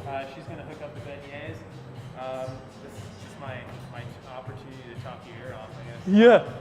Oh, I love that. So this summer we're planning on doing. May I film you? Yeah. Awesome. What were you saying? So this summer we're going to be doing actually some tasting menus where we'll seat guests around the counter. Yeah. We plan on doing like Like all around here. yeah, so like Oh, that's so 16 cool. to 21 seats. Wow. We do anywhere from like 7 to 8 courses, upwards to like 12, 14 course menus. It just kind of depends on the season and what fits into the menu. So I know that's planned for the summer, as well as different seasonal courses. We offer catering. Downstairs is actually a separate kitchen for like private events. Oh, interesting. Mostly we'll use it for private events. It's a little bit smaller than this space up here, but we do have a beer and wine program. Plan on using like that cellar area. So you guys are also a catering company as well? Yeah, so we do. Is it related to any other restaurant? Because I always see the name Hudson in many places. No, Of course, in Manhattan. I don't think we're related to any other. Like Hudson Wines or anything. Yeah, Okay. I think Hudson is just like one of those names that when you're next to the Hudson River, Right. it's like everyone wants it. But yeah, so we do on-site as well as off-site catering. Yeah. I know the location in Hoboken also does like meal kits and stuff. They were doing that over COVID. I don't know if that's something we plan on continuing in this location. But Are you guys originally from Hoboken? yeah. Oh, that's why the Hudson. The original, As opposed to East River table. Yeah. Yeah. East River table doesn't roll off the tongue. No, it does not, unfortunately. It does not.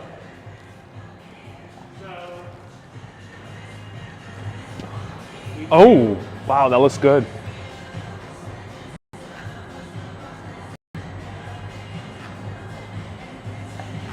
Yeah, actually just, I've been messing around with these ovens since I've only been in here Yeah. over the last couple of weeks, and it's still a very new space. Do you used to work at the Hoboken location? So I actually just recently moved here from Tennessee. Oh, welcome. Back in December. Well, I moved back, I guess. I Yeah. should say. I lived here back in 2012. Oh, nice. And I worked kind of in fine dining. I met the owner of this business actually in Tennessee, of all places. And when I moved here, I contacted him and found out this location was opening.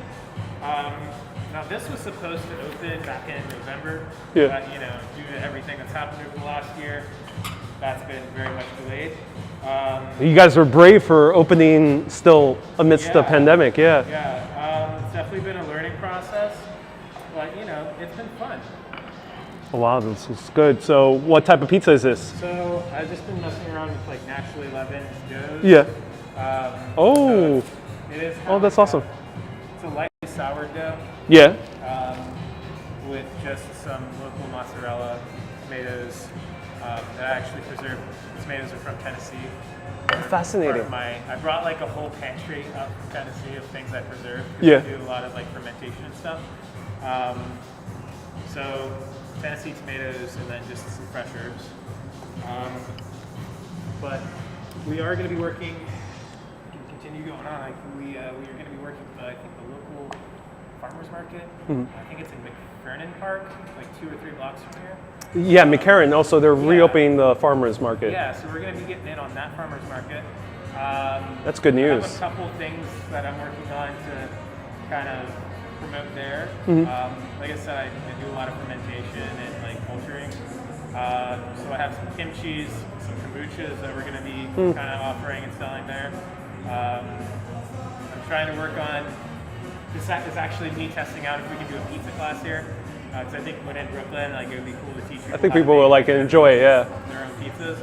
So this is Especially you'll get an audience of people just passing by as well. Exactly. Yeah. You know, you get like 12, 14 people in here tossing dough in the air, and so this is a little Thank you. chocolate beignet with black tea, caramel. Oh, fascinating. Man, the pizza itself is really good. The tomatoes are very fragrant. Yeah. Yeah. Yeah, they're like. I managed to get a really awesome batch this past season. Fortunately, I think because like restaurants were really snatching them up, so I kind of had the cream of the crop, if you will. Also tastes very different from like your typical New York style. Yeah. Like the bread itself is a little bit more crunchier in a good way. I think Yeah. I haven't quite adapted to like the New York style pizza yet. Yeah. Trying to like figure it out. Like I said, this is really like testing to see if I could do it. You're smart calling it. Here. You're smart calling it flatbread. Yeah, exactly. Yeah, you call it something that it's not. You know, Right. This is like a super old Italian neighborhood. Yeah. I've had like a couple, like half a dozen guys come in here that are like 70 plus. They're like, yeah, we lived in the neighborhood for 40 years. We just wanted to see like what this building was, and they come in here, you know, and I'm like, I don't know if I should give this guy a pizza, but I can give him a flatbread, and you can't get angry about it. So Right, yeah, right. You gotta play to your strengths and weaknesses. What's the basil you put on top? So it's just some fresh Genovese basil. Oh, yeah, it tastes different from what other Italian shops would have. Yeah. Like, So we have a lot of fresh herbs that I'm currently processing into like different oils right now. But yeah, we work with a couple local purveyors to get like some hydroponically grown basils. So they're not all just like giant factory farm. They're like local indoor hydroponics. yeah. So that's something we're going to kind of continue through the series and through the seasons. Oh, that's amazing. You can't get like fresh local basil, obviously, in the middle of the winter. So, you know, you got to source it elsewhere. And it's a different type of basil than what you'll find in Italy. Yes. Yeah. Because I have a few Italian friends, and they're shocked when they try basil here, and they're like, "Oh, it's so different." It's definitely like yeah. more pungent. I think like Right. the Italian ones are a little more sweet, Yes. like Yeah. mild. Yeah. Yeah. There's one guy that works in Hoboken, and he grew up in like a very traditional Italian, like first generation American, but he's very much Italian still, and he just like constantly talks about how the herbs here are too flavorful or like too aromatic, and it just like usually kills, like if you put it on pasta, it can just overwhelm the pasta. Yeah. So he actually like doesn't eat basil in America, but he has told me that like the ones there are much like the leaves are smaller, they're a lot sweeter, they're a little less fragrant. So like when you add it to a dish, it doesn't like slap you in the nose. So Fascinating. I've heard the same thing goes for a lot of different nuts. Yeah. In Germany, specifically, like hazelnuts in Germany are less like aromatic and I guess in a way less nutty than American hazelnuts. American hazelnuts tend to be like super pungent.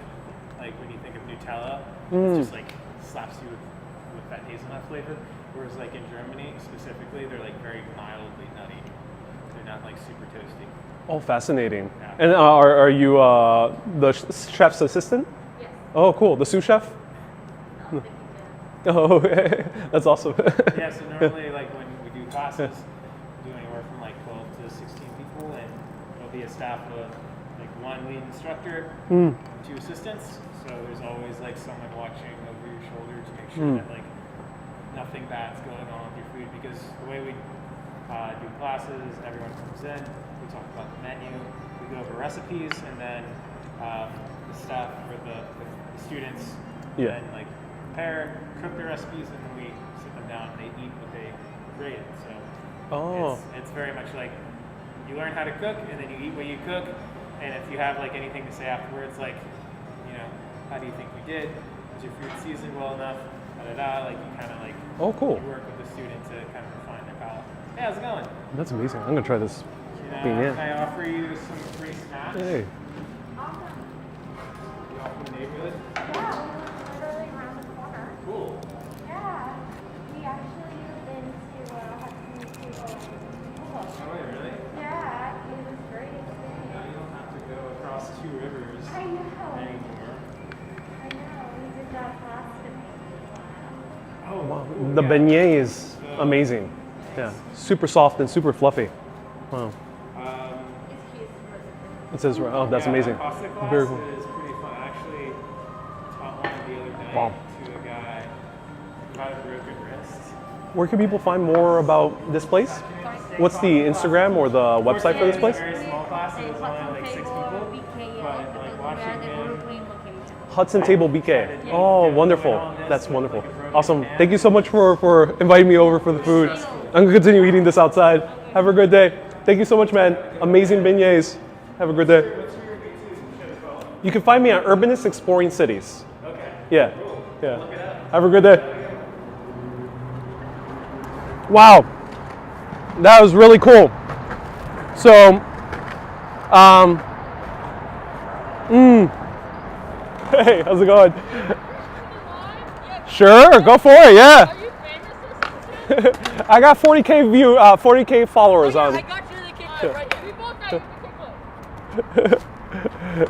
This is great beignets. Look. Ooh, wait, hold on. Yo, you go, Jack. Wait, hold on, right here. You guys are close. There we go. Oh, you guys did it on unison. Oh, really? Yeah, you did. Yeah. Oh, viewers got it. That's TikTok worthy right there. Keep going. Have a good day, guys. Bye bye. Urbanist Exploring Cities. Okay, bye. Yeah. Have a good day. Wow.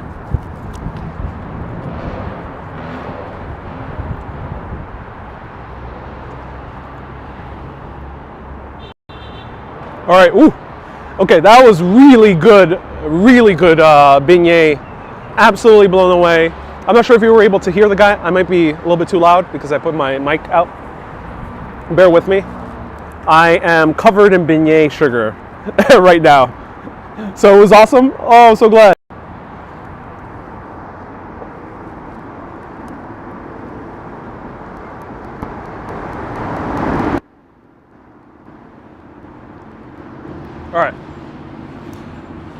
All right, let me wash my hands. Bear with me, everyone.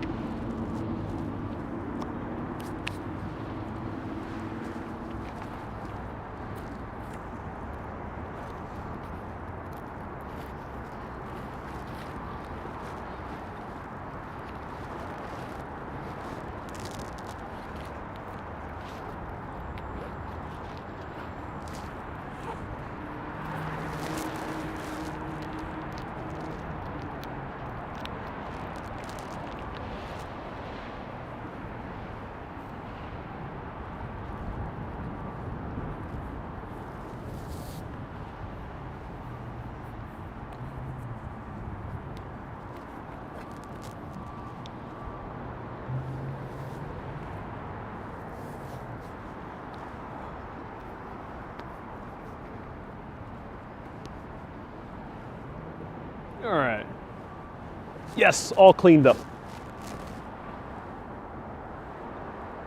What kind of style this building is, I have no idea what to call this. It's a great, I would call this maybe post-industrial, not sure.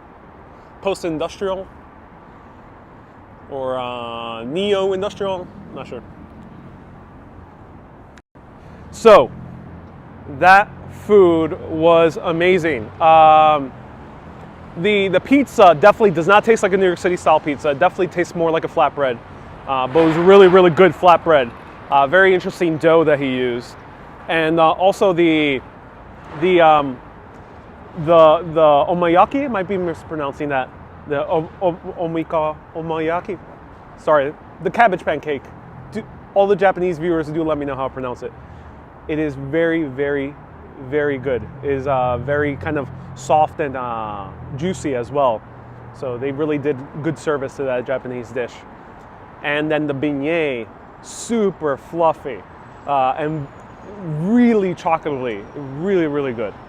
Okonomiyaki, says Lorraine. Thank you so much, Lorraine. Okonomiyaki. Thank you so much, Korihara.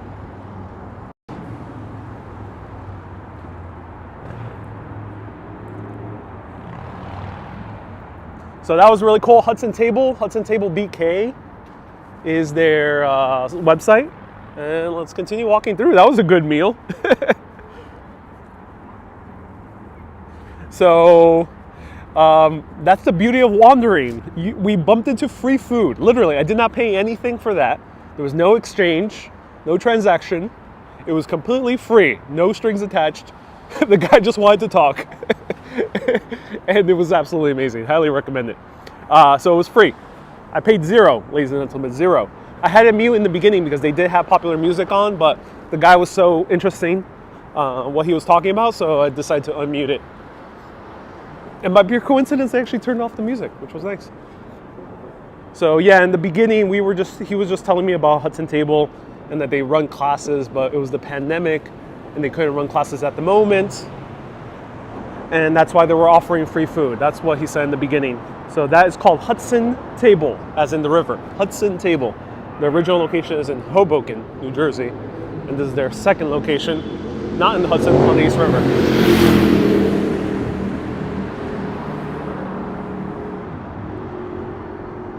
So free food. As the beauty of wandering around, you just manifest food out of nowhere. I manifested a coffee for all of you when I did my Kew Gardens video, and now we manifested a full meal, full 3-course meal.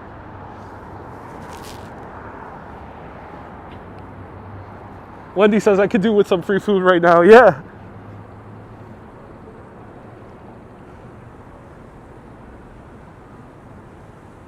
Can't beat free. Right, you can't beat free. Oh, look at this. A fountain. This is nice. Thank you so much, Alexandra and Mag, for putting the link. Here is the Brooklyn Queens Expressway, right? That is the namesake of one of my favorite albums by Sufjan Stevens. Highly recommend The BQE by Sufjan Stevens. Really great. And here we have some Urbanist orange tulips with slight shades of purple. Everyone, Urbanist orange tulips. Are these tulips? Let me know. Or are they roses? I'm not a botanist.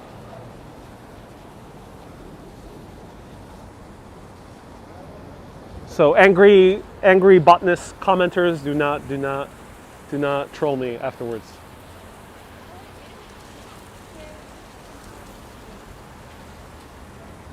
Tulips, thank you. So Urbanist orange tulips.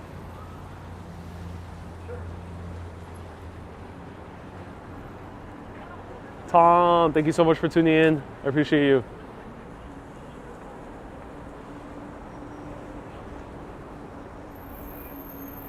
Viking says, food always tastes better when it's free. Indeed it does.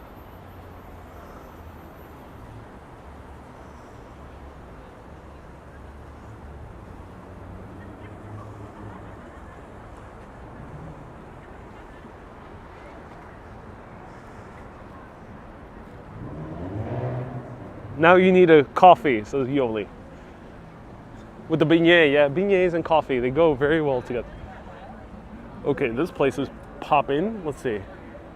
This is Talea.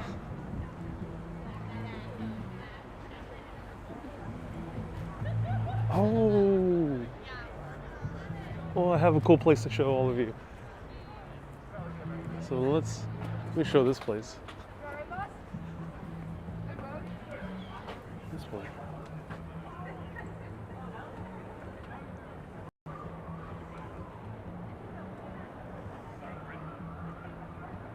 Ronald says, don't worry, bored 12-year-old will troll you instead.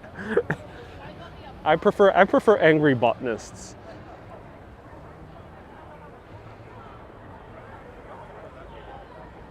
This place is popping.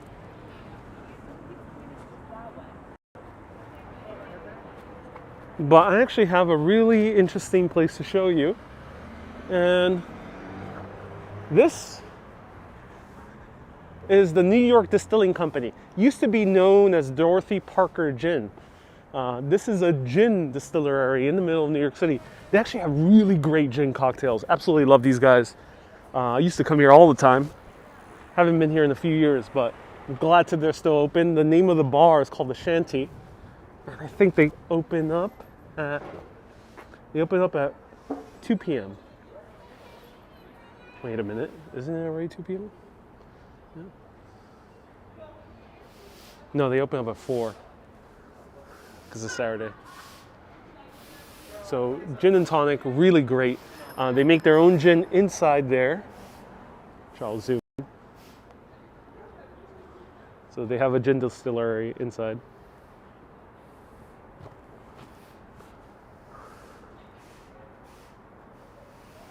Sharon says just checking their website for Hudson Table, and it was a great piece to try.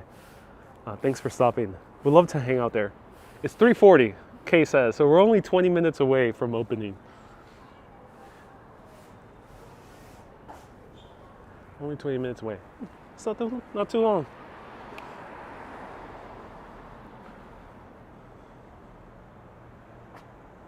Sil, welcome. Nice to see you here. A real firehouse. Yep. Jacqueline, a real firehouse. Wait, actually no longer. No, the firehouse finished service in 2016. Did it? Or maybe they're honoring something else. I'm not sure. No, this might be honoring the 343. So it seems like the firehouse is still indeed working. This is engine 229, 146 ladder. So engine 229 and ladder 146.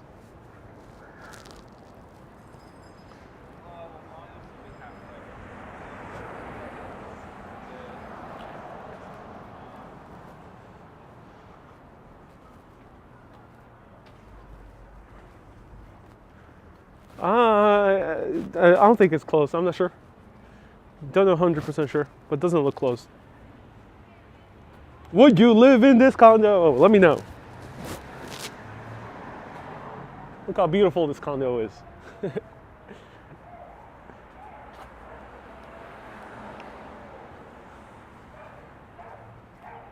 Okay, so now this area, the other side of the BQE, is a little bit more vibrant, more people out and about. We're gonna see a little bit more full restaurants here.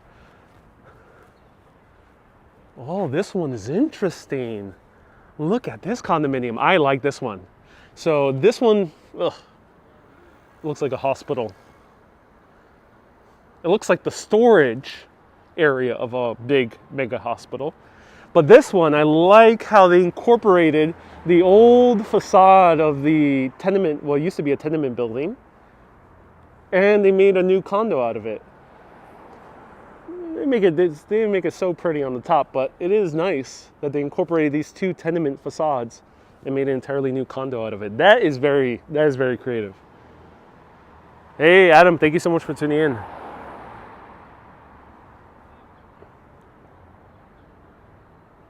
Charlie, have I ever seen the guy who stars as King of Staten Island? What's his name? No, I've never seen that guy. But if I hear his voice, I'll recognize it anywhere. He has like a really strong, gravelly voice.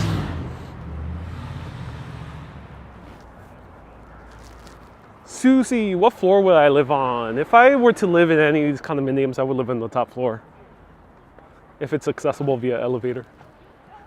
Ain't no one walking 10 stories up the steps.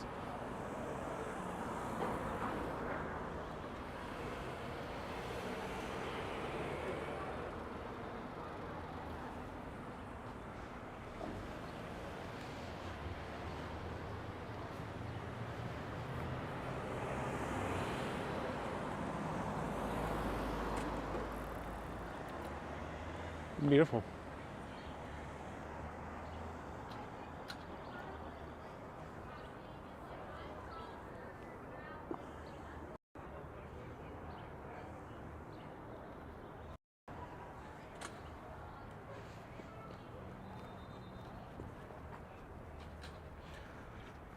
Is it cold in New York City? It is indeed.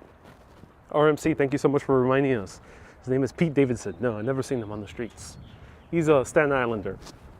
So I doubt I'll see him in these parts.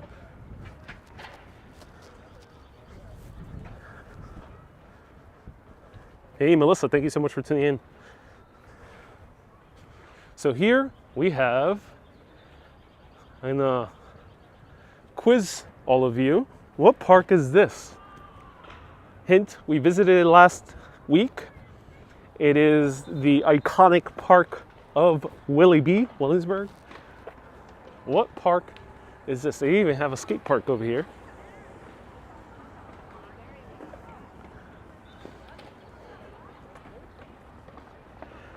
I know many of the New Yorkers already know what this place is. Is this Maria Hernandez? No, not Maria Hernandez. This is McCarren Park. Jacqueline and Steve and Reggie got it correct. Yes, McCarren Park.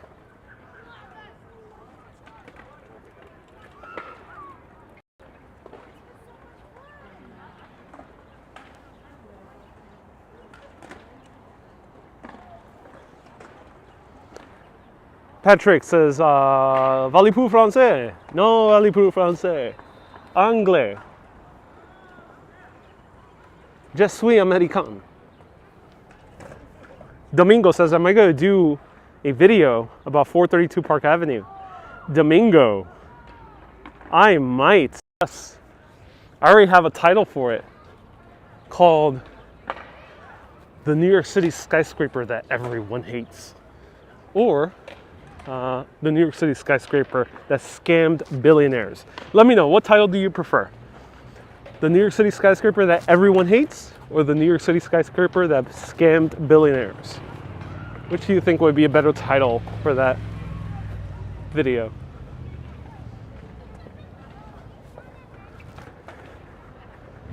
Y para todo el mundo mirando en español, puedes preguntarme cualquier cosa en español. Soy 100% fluente en la lengua española.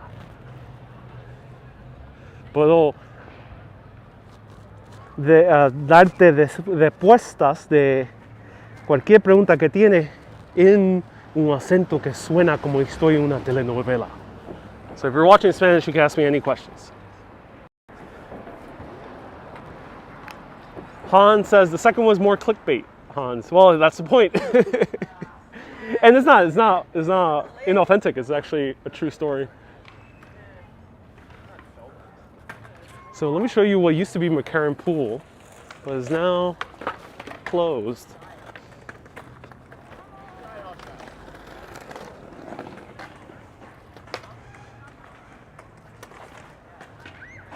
So everyone here back in the 2008, 2009, from like early 2000s to about 2009, there were concerts here every summer. Before it was an actual pool. And it's a huge pool.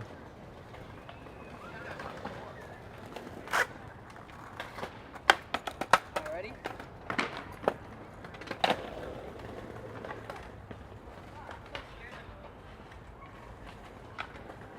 Ok, bien, sigue con la transmisión en español. Alfredo, yo no hablo tanto de español, pero a mí no tanto de español en estas transmisiones, pero pues, y tiene una pregunta, estoy más alegre a responder en español. Scam Billionaires. A lot of people are saying Scam Billionaires is a good title. Susie says Scam Billionaires would bring pleasure to you.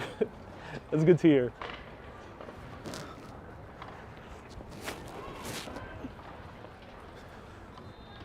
Interesting restaurant here.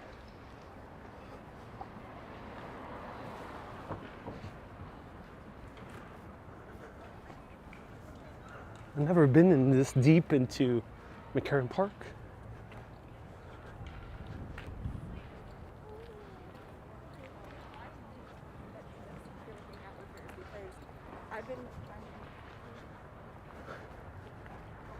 ¿Qué es esa casa roja? Es un restaurante, pero no sé de qué es. Es un restaurante. It's a restaurant, the red building.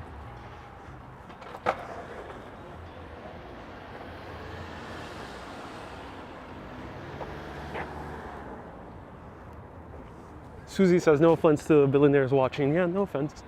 If you're a billionaire, no offense.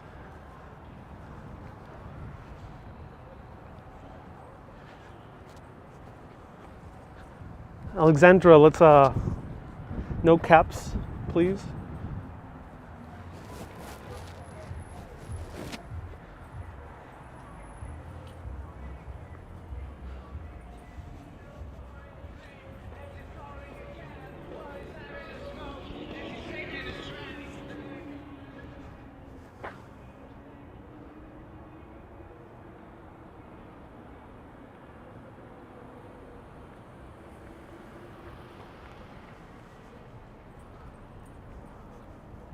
Luisa says none taken. Speaking on behalf of a billionaire. Oh, cool, Luisa.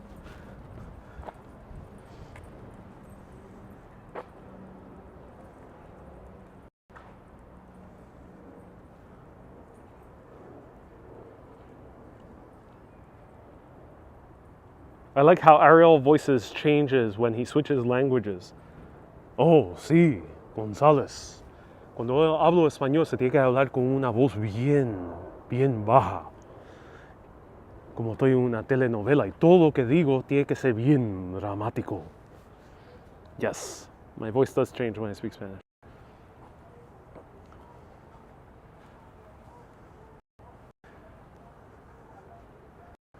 Hey everyone, anyone impersonating a moderator will not be tolerated. So practice caution if you are wanting to impersonate a moderator, even if it's just a joke. It gets confusing and good for the chat. Let's keep the good vibes.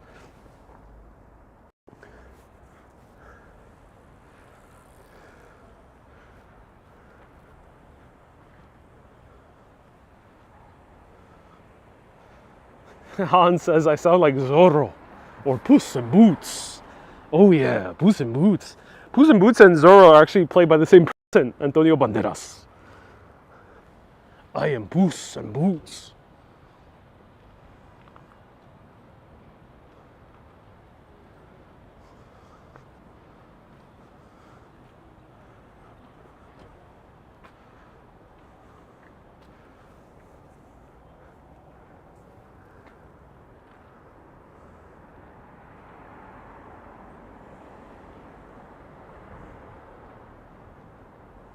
Magan says it sounds sexy. Oh, cool. Thank you, Magan.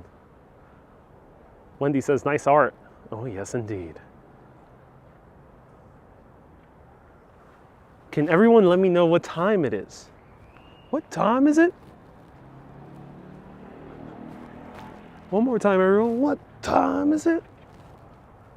And no, it's not showtime. It's literally, what time is it?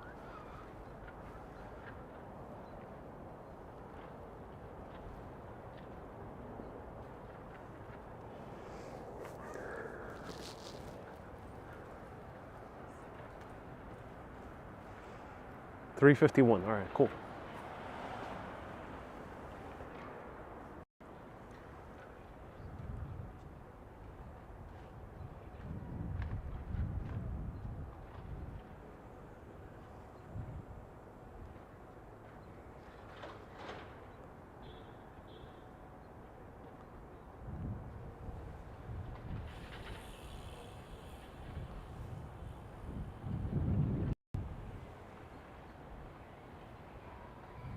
This one has been here for a few years. I took a photo of this street art like back in 2015. Time for another pizza. Indeed. It does seem like a time for another pizza. Okay, I'm gonna put it to the vote. I can end right here with this beautiful street art. I think we've explored a good portion of Bushwick and into Williamsburg, different parts from last time. And I walked for 6 hours last time. So it goes to show you how much there is here in New York City. But if you want to stay around for a little bit of a gin cocktail, let me know. Vote now, forever hold your peace. It opens at 4 p.m. and we'll try some gin here, a gin cocktail. One of my favorite places, haven't been there in years, so I hope it's still good. But they're known for some really good gin. I think it will be really interesting. So let me know. Do you want me to end here right by Graffiti or continue on for a bonus segment having some gin in Williamsburg? Wendy says, stay. I will stay. Ooh, look at all the different condos here. Quite full with condominiums.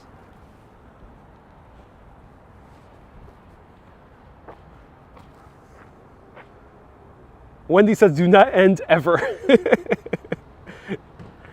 Hans says, gin and tonic, easy choice. Gin and tonic with Ariel, easy choice. Amy says, win and tonic. Gin and the meat pie. I wish there were meat pies.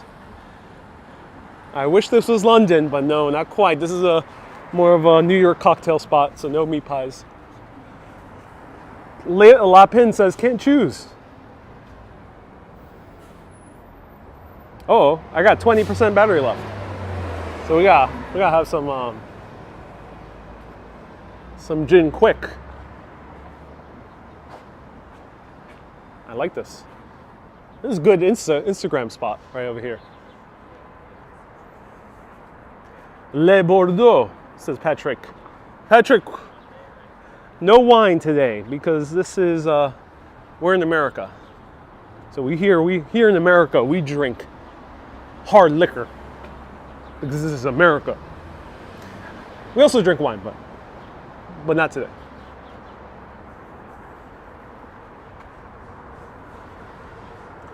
Susie says recharge. All right, so vote now. We had a lot of people say yes to gin. I gotta hear more votes. And the way to vote right now, the way to vote for a bonus gin part to this show, to end the show, is by slamming that like button right now. If you're on FB, then slam that heart button. It's a little bit more effective than the like on FB. But on YouTube, you only got one choice. You only got the like. So slam it right now. Let me know if you're on Team Gin. If you're on Team Gin. Even if you don't drink alcohol, you can watch me drink alcohol. So I think you get the best of both worlds. Let's continue walking through until 4 p.m.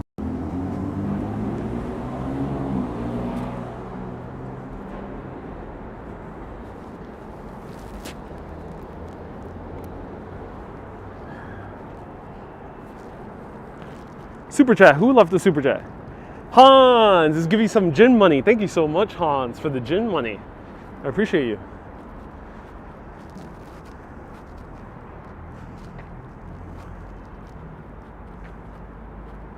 Team Gin. Sue says Team Gin.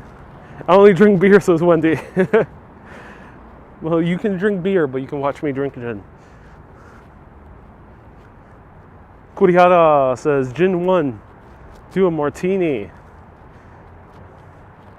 Says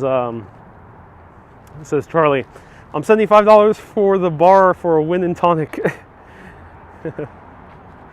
Thank you. If anyone left a PayPal, do let me know.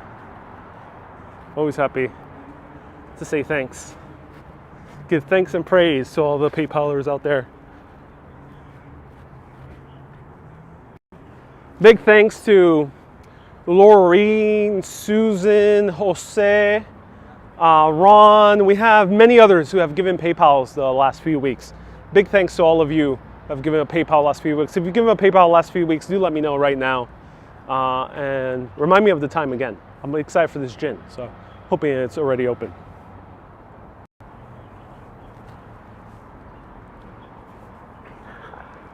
Ronald says, trolls will wake up just like in The Godfather. Be warned. Yes, indeed. Indeed, be warned.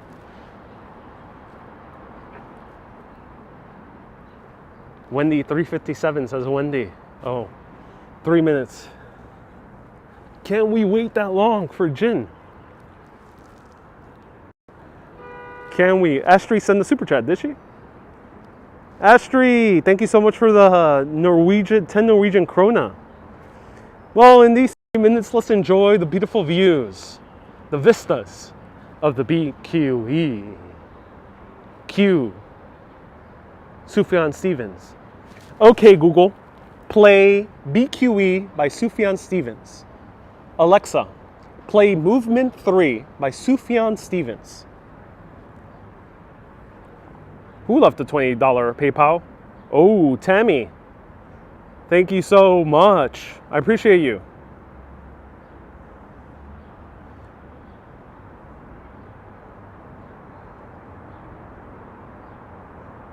I appreciate you, Tammy. Thank you so much for a $20 PayPal. You're so awesome, PayPal. And Tommy, thank you. Cecile, thank you so much for 500 stars, Cecile. Tommy, thank you so much. Cecile, thank you so much for 500 stars. I sent $5. Thank you so much. Amy, thank you.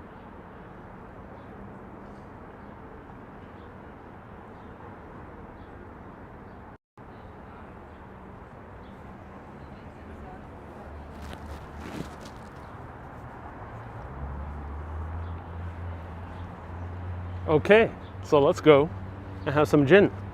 Have we reached time yet? 4 p.m. Can't come any closer. You can't come any closer, ladies and gentlemen. Are we there yet? Let us know. I'll walk very slow to the gym place. Very slow. So slow across this road. Hold up traffic.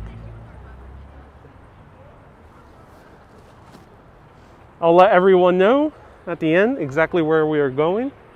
1 minute until 1 p.m., 4 p.m. Okay, you gotta walk very slow. So slow.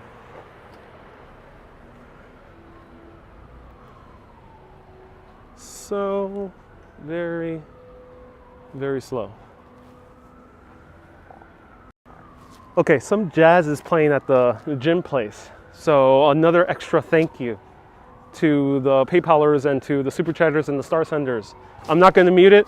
Just going to sit down with the jazz. Let's all enjoy some jazz together. Even if the video is blocked or demonetized, so be it. Let's enjoy it. All right, let's go.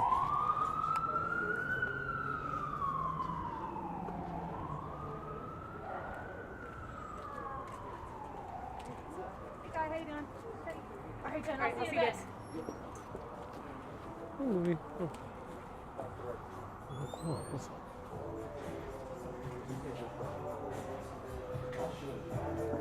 Hey, to order, do we go to the bar or table service? If you want to order, we will seat you. Is it just for one person? Just one person. You can take this first table. Okay, awesome. Can I sit actually right down there? Unfortunately, we have to keep those for larger parties. Oh, yeah, makes sense, makes sense. That's okay. And the server will be out with you. Cool, thank you.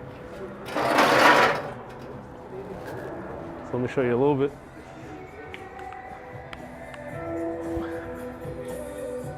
So this is the gym factory.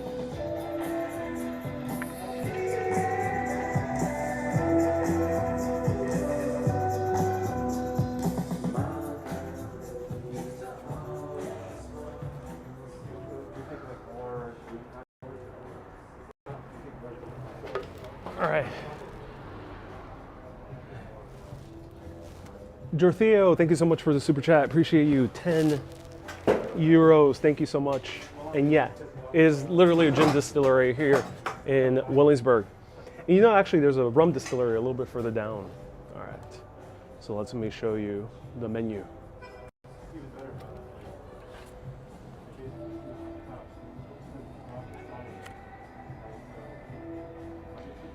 Hey, Tanya, do I ever plan to go to Buenos Aires? I do indeed.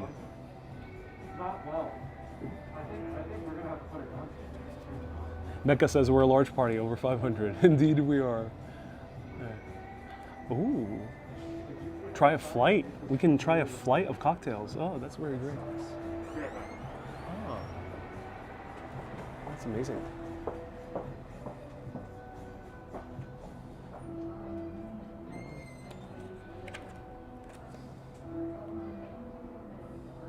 And they also make whiskey here as well. So we got the Dead Ass, everyone, Dead Ass. This is Queen Sane. That is a very good name. Dutch Punch. Hey, how's it going? Good, how are you? Good. Is it just you? Yeah, just me. Awesome. I'll bring Yeah. you a water in a second. I'll have the flight of gin. That'll be great. Gin fight and food. And for food, I'll have. What do you recommend? Well, one's pork, one's veggie, and one's chicken. Oh, cool. They're all really good. Yeah. So like if you're a vegetarian, get the veggie one. I'll have the bok choy. Okay, Yeah, cool. awesome. Thank you. Yeah. Go ahead. You know what you want? Yes. Can I have one Manhattan? And try this out with arbor fish. Just so you know, we do have to add one food order, but you can wait on it. Oh, Or we yeah. could just charge you for it. Alright, yeah. So let me just get like the chicken pasta. Charlie, you made moonshine. Amazing, Charlie. Ooh, how was that? Technically, it's illegal, but we won't tell. Jortheo, thank you so much for the super chat. I appreciate it. Tania, do I plan to go to Buenos Aires? I do indeed plan to go to Buenos Aires at some point. So stay tuned. I do plan to go. And yeah, it is a cozy cardigan. It is indeed a cozy cardigan.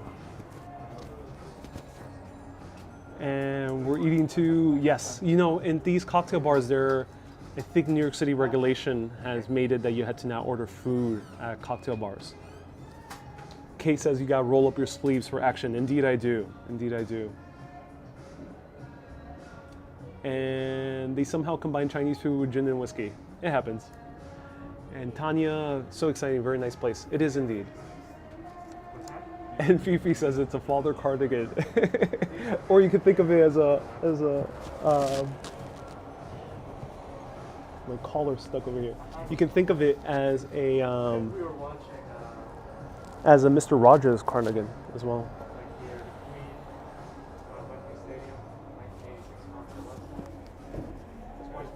All right. Ooh, collar is all messed up because of all the cardigan. In Texas, you can have 1 gallon of moonshine. Can you? Oh, interesting. And cardigans make me think of Mr. Rogers. So yes, indeed it does.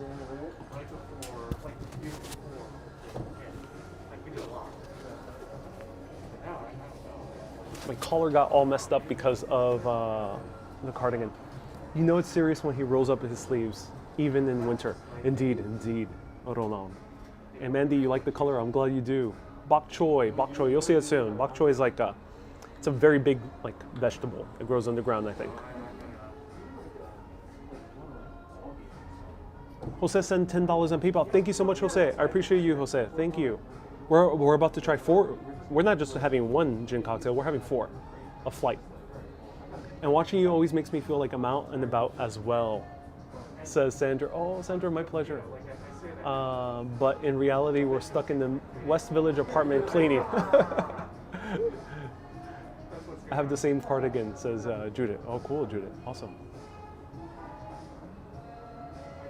Do people, the reason they're requiring food with drinks is something that the mayor passed during the pandemic, and they just stuck around with it.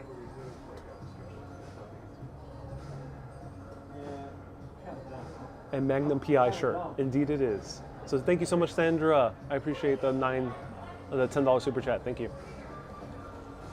Where did you buy this t-shirt? It's from a store called Bonobos. They're originally from New York, but they've been bought out by a much larger company the past few years.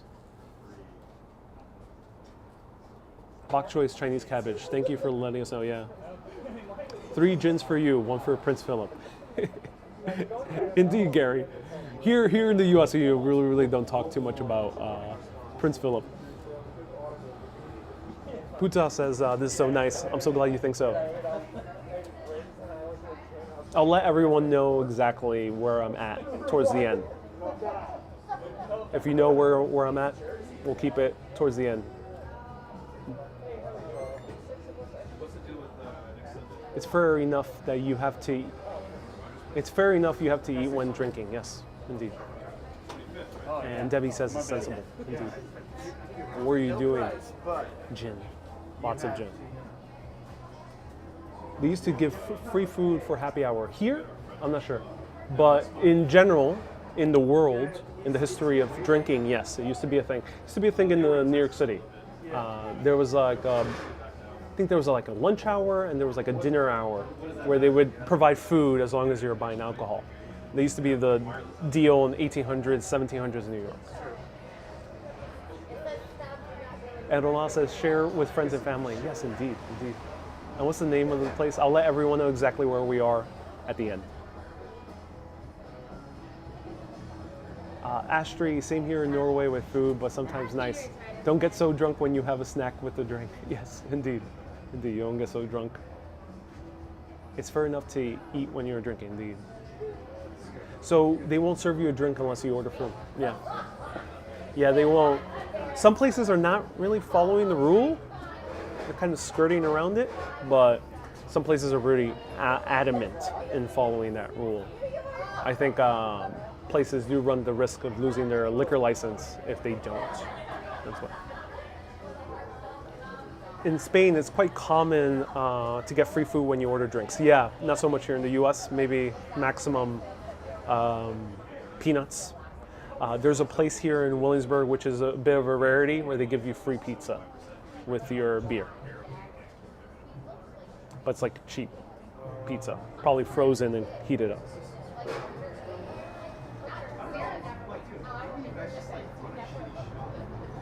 I advise that everyone can legally drink to put Ariel's album and relax with a wine or a whiskey after this live stream. Yeah, that's a good combination. Hey Lisa, you know exactly where I am. Yes, if you know where I am, don't say yeah in the comments, say it at the end. The reason I like doing that is because I like to concentrate on the show and I want to give all of you my utmost attention.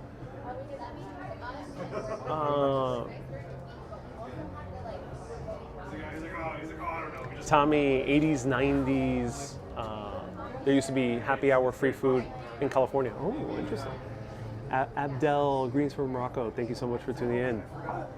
So let me know what's your favorite gin cocktail, or how do you take your gin? Let me know in the comments. Some people do gin and tonic, which is kind of like the quintessential cocktail. And Panagiotis says, really nice and relaxing experience. It really is indeed. Awesome, thank you.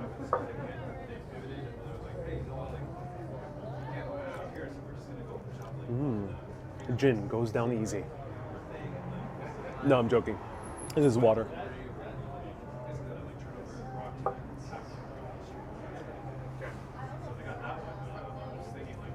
Liv, what's your favorite gin drink? I don't have one particular one. I used to love one that was made. Actually, I think it's still the same one. They have one called Pink Noise here, which is the gin, Campari, sage, and lime and bitters. I really enjoy that one. But I don't have one off the top of my head. But when I'm in England, I really do love a good gin and tonic. It's actually really good over there in England. Can't go wrong with that.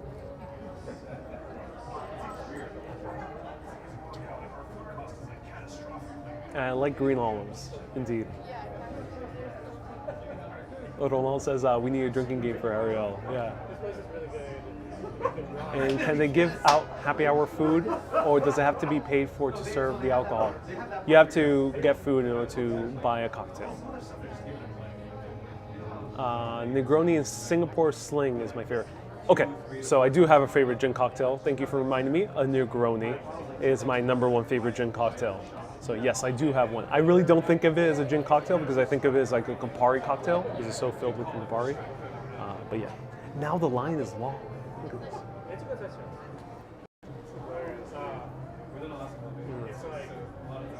Honestly, I wish we had more room to get We got here at the nick of time. I think that's why she said for larger parties. I think this place is going to get full pretty quickly. It's a very popular place. Wendy, you're having one now, a gin and tonic. I'm glad you are. And never drank gin, says Alexandra. I think you can find it definitely in Italy and some places in the Mediterranean. People drinking early today, says Debbie. Debbie, people drink here at all times. And Babu, Campari's bitter. I don't like it, and I don't like gin. Oh no, Babu. Baba, you don't like a lot of things, I could tell. Then I appreciate Yoli. Your presence is always appreciated. I'm a teetotaler, says Susie. Oh, you are, Susie. Interesting. Cool. Music breath. No, I can't see your profile pic. Gary says, ask for your gin and tonic, chicken, not stirred. And yeah, here in New York City, it's gotten much more lax with drinking. So you'll see more people day drinking nowadays in New York City. Still a little bit of a taboo, especially in weekdays. People will always say, oh, is it a bit early to have a drink? So it's more of a taboo than it is like in Spain, where I saw people drinking beer at 11 a.m. Or in Paris, when I saw people started drinking wine at like 12 or 1. It's still a bit of a taboo here, but specifically in the city, they've become more relaxed. People in general. So you actually like quite close to it just works. Susan, you love a good tequila. I'm glad you do. He doesn't have like 28 business. All right.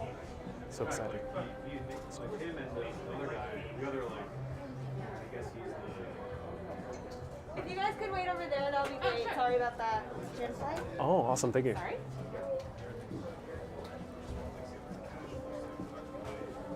All right.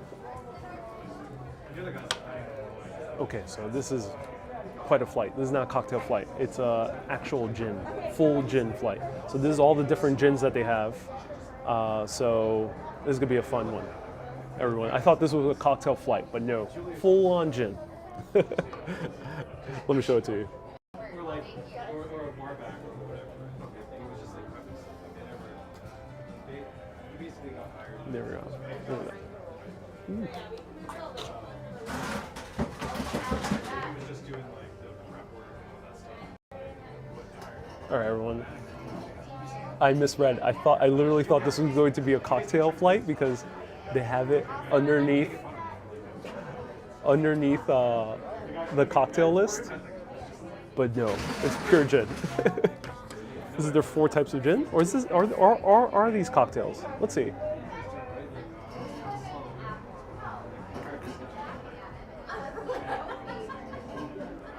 Oh no, this is pure gin for 15 bucks. How is this so cheap? This is pure gin. Okay, so cheers, everyone. Babu says, I need a drinking partner. I think I do. 15 bucks. That's why I thought it was a cocktail flight. Because 15 bucks is pretty damn expensive. It's the price of one cocktail.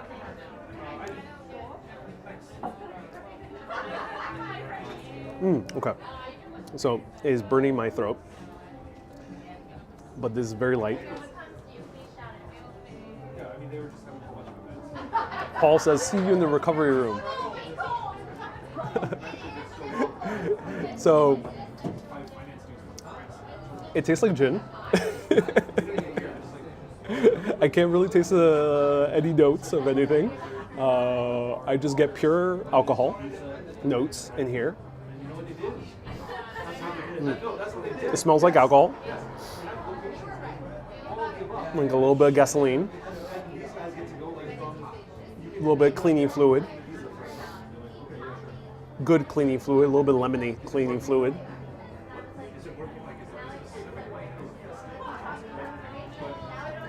Oh yeah. Tanya says, wait for your food. I did not realize this was going to be a pure gin. Let's try the second one. You can wash your hands with that too. I think you can. I think this counts as antibacterial, antiviral.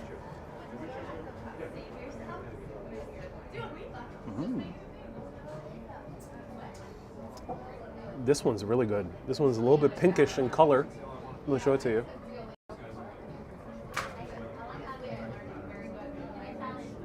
A little bit pinkish in color.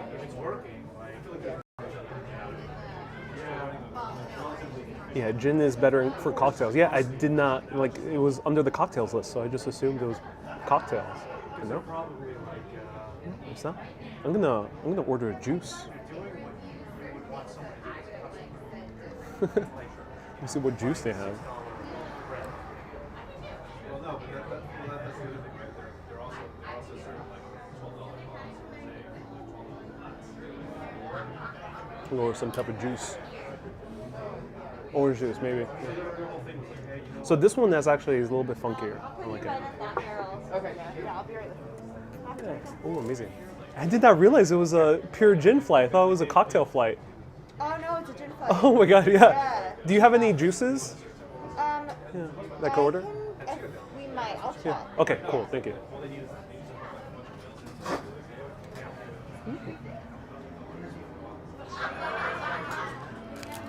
Susan, thank you so much. $5 super chat. I appreciate it. Good idea, get a grape juice. Yes, I'm gonna get some type of juice. So these dumplings look really good. Look at this. So yeah, this gin is a little bit more interesting. It's a bit more. This one definitely has a little bit more of a, almost like a bergamot taste to it. So if you're not familiar with bergamot, almost like a Earl Grey. I'm not sure if it's infused. Your nose is getting redder. Indeed it is. Indeed it is. And that's what happens, ladies and gentlemen. I got the flush. Let me show you the dumplings. Did you work for Bar Rescue?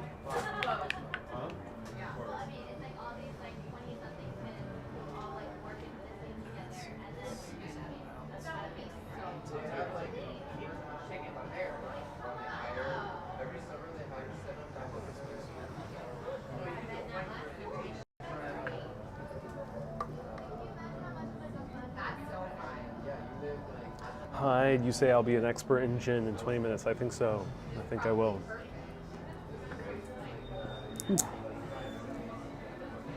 Kurihara says you call this goiza. Yeah. Yeah, they're basically joizas. I don't know how to pronounce that, but yes, they're basically the fried dumpling from Japan. Ooh, they're nice and steamed. This is a good combination, I think.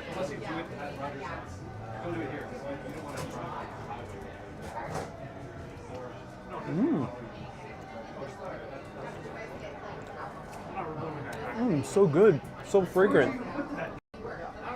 Look at that. Really, really good.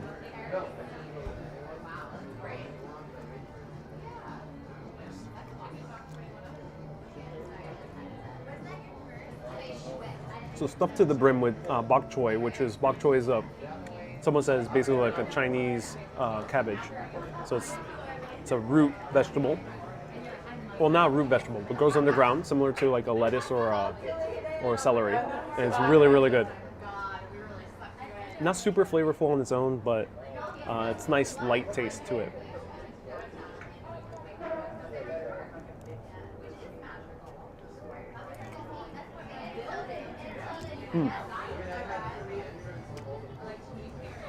The pasta itself is very chewy, very chewy. Oh yeah, it's a very thick pasta here.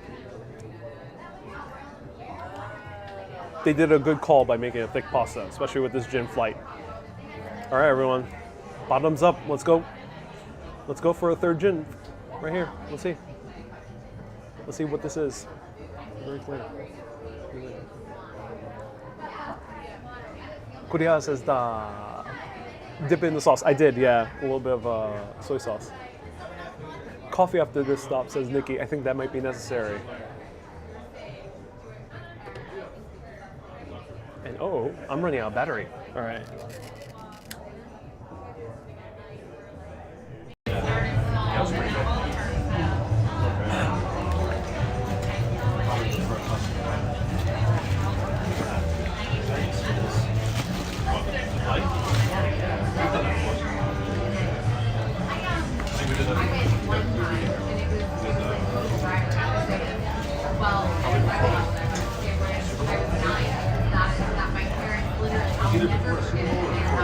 Alright, so now time to connect to the battery.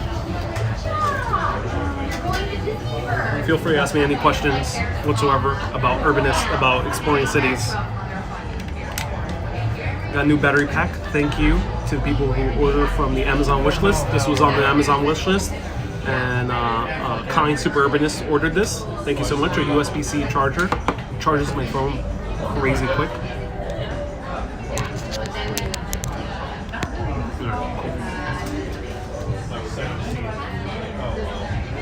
Paul, yes, I'm indeed using an iPhone, yes.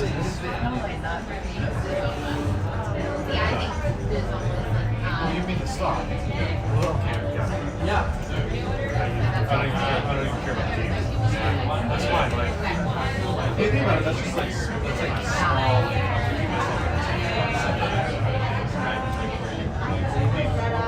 Alright, now for the third gin. Everyone, no, I do not drive.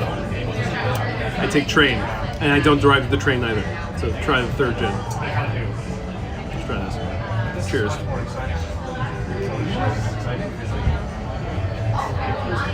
Ooh. This one's very sweet. Very sweet indeed. I'm not sure which gin this is. This is the third one. So I'll call this the third one. It is very sweet. Not so bergamonty like this one. This more kind of reddish one. Yeah. This one's very clear, but it's almost kind of like a flowery, almost like a pineapple taste to it. So it tastes a little bit more fruity, actually. Not so flowery, more fruity. I would really love to just go one time and like Johnny Beach. Yeah, and then just have like I love Chinese cabbage as a kid. I would literally eat it from the store. Wendy says, "Do I need help home?" I might help this gin. It's been about a minute. So, note to self: ask what the flight is whenever you go here. But you know, he's not going to go out anymore because like he's having a second kids. Can you take away the gin? I don't think so. Shit, really? Will Cliff pick you up on his way SUV? He's like, oh, by the way, like, For part 2. that was a couple. That looks like 5. It was a couple months It's ago. not full. Like, we didn't really talk about we talked about everything else. But they're like really big glasses of gin. They're like 2 shots of gin each. For $15, they're like, this is like the best deal if you want to do shots with friends. Extremely great deal. We don't talk about anything. Michael says this is not a flight, this is a rocket ship. I think that's appropriate to say. Gin and tonic with fresh mint leaves is refreshing. Oh yeah. She actually just sold the last house. So all she's doing is waiting on this Zap says that's not guy bad. to like So sign Zap, up some 401 stuff. maybe you drink a gin Can I plan. get you? Right. So we'll probably. Ooh, this one's so interesting. The third one is very interesting. I'm very lucky. Place. One of us up here. And she's like, oh, nice. Okay. I think after this, I'll have to go back to the Bogart house, Best way to do money. and then it's time to party. 15 for all 4. Yeah, this is $15 for double shot gins. So you're basically drinking 8 shots of alcohol for only $15.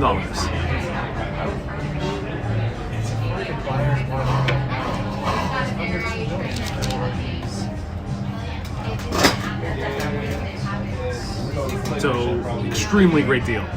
I mean, if you want to get crunk, if you want to drink shots. Usually, I wouldn't drink shots at a place like this. This is more of a classier cocktail bar.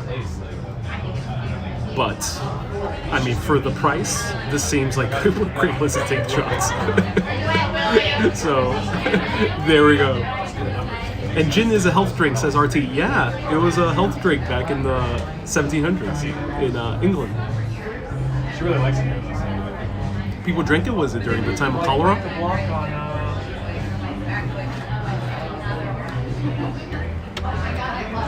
But I'm not the biggest fan of drinking it straight. It's a bit rough. I prefer a little bit more of trying it as a cocktail. How much is it normal to tip, Hans? In New York City now, it's about 20%. People are going a little bit more towards 25 nowadays.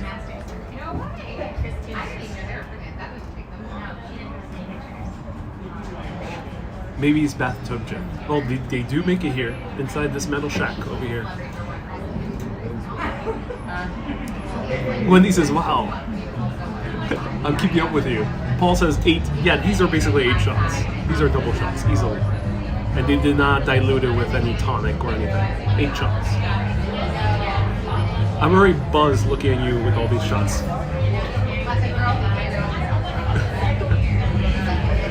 Ariel's about to get crunk, says Andrew. I think that might be the case. I think now it's definitely called for to go to that secret party that we passed by in Bushwick. I think then it will be really, really fun. The waitress forgot about the juice. She did. She did indeed. Lisa says, "Who's drinking along with Ariel?" We got one more gin. I'm gonna try another bok choy dumpling before I go to the 4th gin.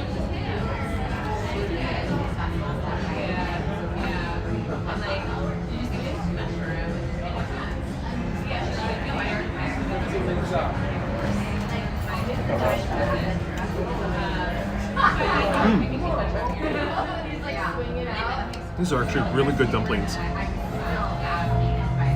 Justin says, okay, I understand. May Ariel see Ariel do some twerking. Well, everyone, this live stream is about to go crazy. It'll be like the Hangover, except all live. You ever seen that film? Let me know. I really love number 1. So it'll be the Hangover, but just live.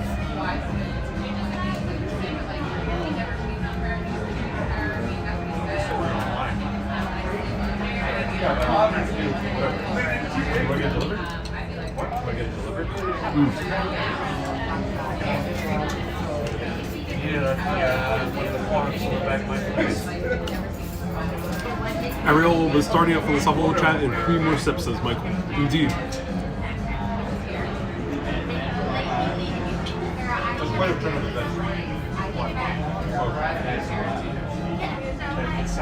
Here's something, says Sil. Listening to both your Urbanist album and Hey Google from Spotify, I wouldn't play. Yeah, with my Urbanist album, you have to really pronounce those T's very deeply. So, Hey Google, play Urbanist. That's the original soundtrack. Urbanist, the original soundtrack. You gotta really hammer in those T's.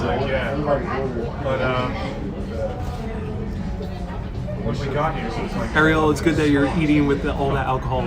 It'll soon be intense. Ronald says Action Kid will be jumping out of the bed soon. Yeah, if Action Kid drank, I would invite him over, but he doesn't, unfortunately.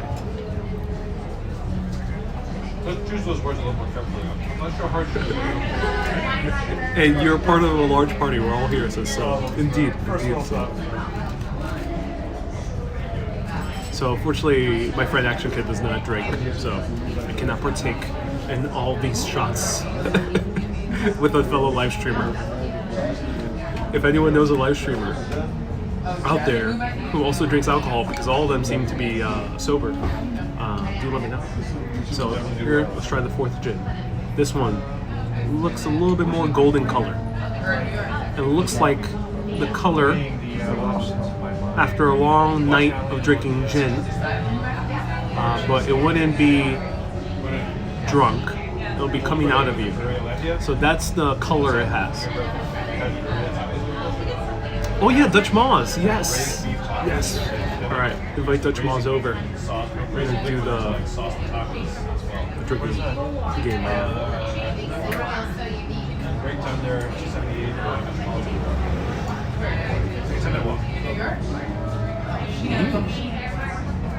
This one's good. Excuse me. Yeah, so do you have any type of juices? Yeah, so we have sodas, we have tonic, we have like lemon and lime. Lemon and lime? Oh, Yeah, cool. like, you know, like just like to squeeze. You know, I'll have a tonic. Tonic? Just pure tonic. Alright, so we're combining this with a little bit of tonic. This one's actually really good. This one, wow. I'm not sure if it's all the previous gins adding together and distorting my taste buds, but this is a really good gin. Tonic is not juice. Yeah, but tonic is just water. Forget it. They don't have any juices.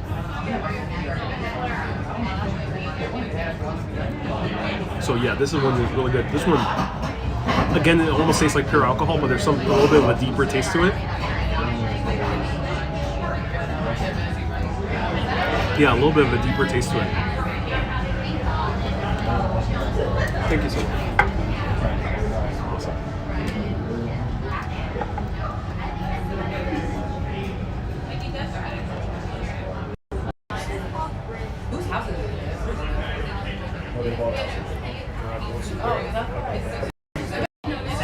Wendy says we're all loving this. We'll do it 1-on-1. Glad you compliment you guys are. Okay, finally we got some tonic. I'm going to combine some tonic here. So this one's really good pure. Highly recommend it. So just ask for the fourth. They probably have no idea what you're talking about. But just say, I just saw on Urbanist, he recommended to go with the fourth. So please give me a fourth. And they'll be like, what? Like a fourth of a shot? 4 shots? No, give me the fourth. That's what you gotta say. It's gonna be expensive tonic, I have no idea.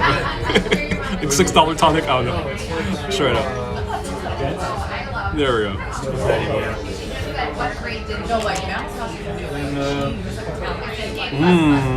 Okay, that's a lot better. Okay, that's a lot better. Oh yeah. This adds a lot to the tonic. Now it just doesn't taste like pure clean fluid running down my throat. Now it tastes like an actual cocktail.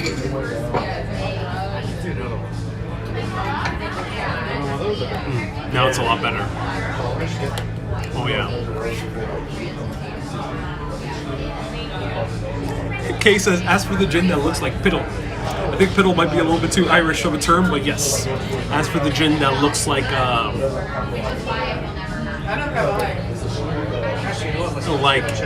a good releasing the seal. That's how they say here in the US. When you release the seal after a long day of drinking, a long night of drinking. Just ask for the release the seal gin.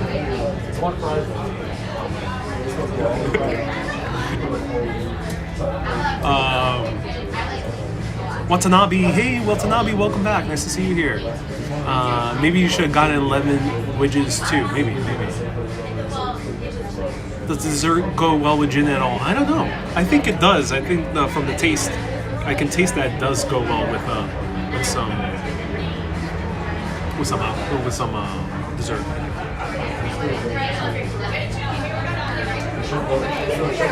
As for some mint leaves, I should just assemble 4 cocktails here. Says Lisa. Indeed. Wendy says, I say send money. Money. Cheers to Wendy. I gotta admit, now with the tonic, it's actually a lot more appetizing.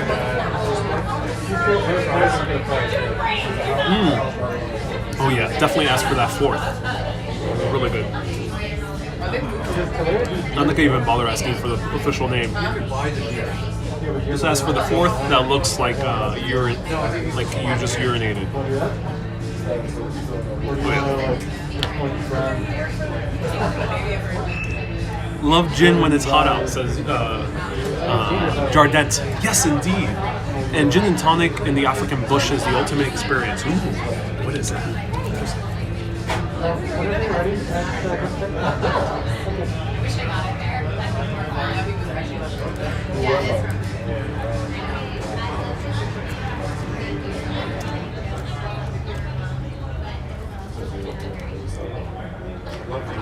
Gary says their business plan is cheap gin and then steal your wallet. Again, Gary, it's not that type of city anymore. Babu says Ariel's getting buzzed. Not at all. I am completely 100% sober. Yes. Sober. I can walk in a line straighter than the broken arrow.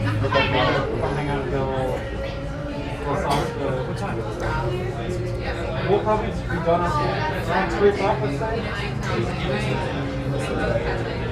say. Get another glass empty. Can you do an 8? I suppose Well, they do have a whiskey flight. They do. they do have a whiskey flight. Just saying, everyone. Just saying. They do have a whiskey flight. $15 for 8 whiskey shots in 4, but it's basically 2 shots each.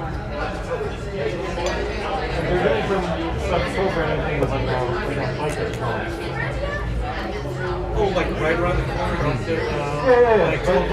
corner. Lisa says you're smiling wine. It's because I'm extremely sober. That's why. This is not gin. This is everyone. It's like Frank Sinatra. They didn't drink actual beer or gin. They drank apple juice. Same thing here. This is all facade. This is not actually pure gin. This is actually pure tonic. Pure tonic. It's all an illusion. Babu says I'll take an iced tea flight. Indeed. I think I prefer the whiskey. Gin makes me cry. Says okay. Oh no, okay. Music breath says I'm okay. Really, you're indeed.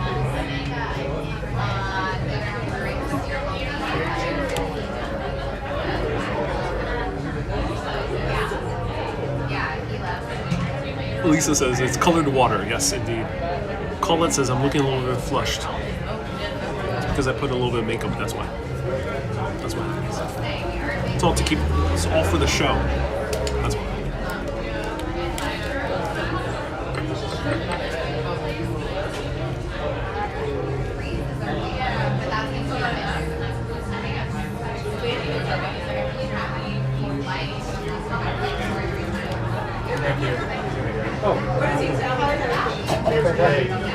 How are you guys doing? Mine was good. Mine was good, right? Mine was good. What you want? Some of my friends that are in the industry, they're like, well, we can't really make money until it goes like over 75. I mean, like, there's that too. Putas, you say it seems that every stream the content gets better and better. I'm so glad. Okay. Dawn says I'll be dancing in the streets. Yep, just like Mick Jagger and David Bowie.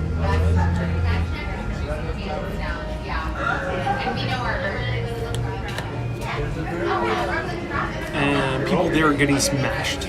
Indeed they are. Indeed they are. I saw a lot of people. The group behind us ordered also gin flights. But they're splitting with a group of people. One sobriety test for Ariel. Are you going to go dancing? Says Lisa. This is the type of flight that you would have before a night of dancing. Indeed. And better than doing my own drinking, says Music Breath. So I'm out of dumplings. These were very good dumplings. I wonder if they're using the same type of barrels that they use, or is this bamboo?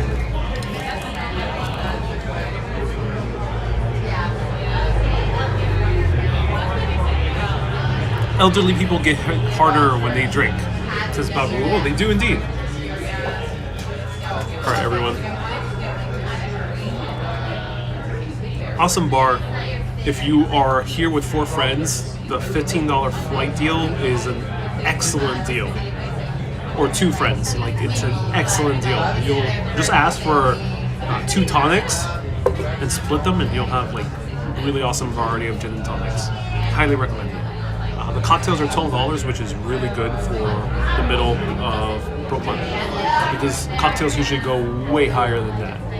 They usually go into like $15, $20 territory. Especially if you go to the rooftop bars here, they're already at $20. So it's a really good deal, actually. And if you're lucky enough, if they reopen, they'll have the gin tour open.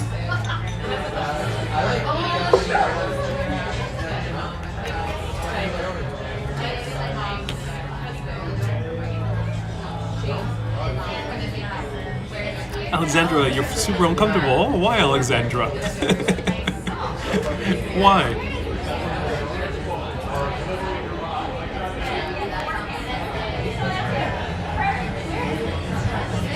And Ronan says the battery will be off and will still be streaming.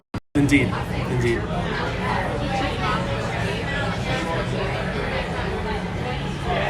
On a good day without pandemic, do you go out dancing? I do not personally, Lisa. No, I personally don't, really. I'm not opposed to it. It does seem like a nice time to have some fun, but no, I usually don't do it. But if a friend's having a birthday party, I'll go out. Or they're having some type of special event, I'll go out. So I'm telling you, fresh mint leaves from the garden makes a real good treat. It does indeed. Yeah, I can imagine. Like I can imagine you can make a good mojito using gin instead of rum. It'll be like an American mojito or an English mojito. Not sure. This is really American gin. American mojito. Javier, indeed I do. Lisa, can you dance? Only merengue. Merengue is where I really, master level. No, I really love merengue. Salsa, I could dance it, but if you're really someone who wants to dance according to the steps, you're with the wrong partner. But if you want someone to have fun with dancing salsa who has no idea what the steps are, you're gonna have some fun. So I love salsa, but merengue is a lot more fun because there's not too many steps involved.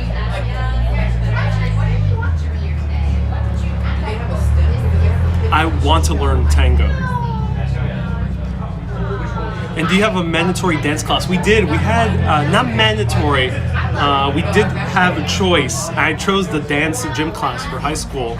And we learned square dancing, which is pretty much mandatory in the US. A lot of places require square dancing. That was boring. I really did not like square dancing. But I did like the salsa dancing. We did have salsa. Yeah, we had salsa dancing for high school here. And it was really cool because we had like our gym teacher. Our gym teacher was like this older Irish American dude, which in no way knew any type of dance. But however, the teacher's assistant was, I think he was Honduran or Guatemalan, one of those two countries. And he taught the entire class, so he took over for him. It was very funny to see that. Wow, I wish my high school had dancing for gym. Yeah, here in America it's a little bit more common.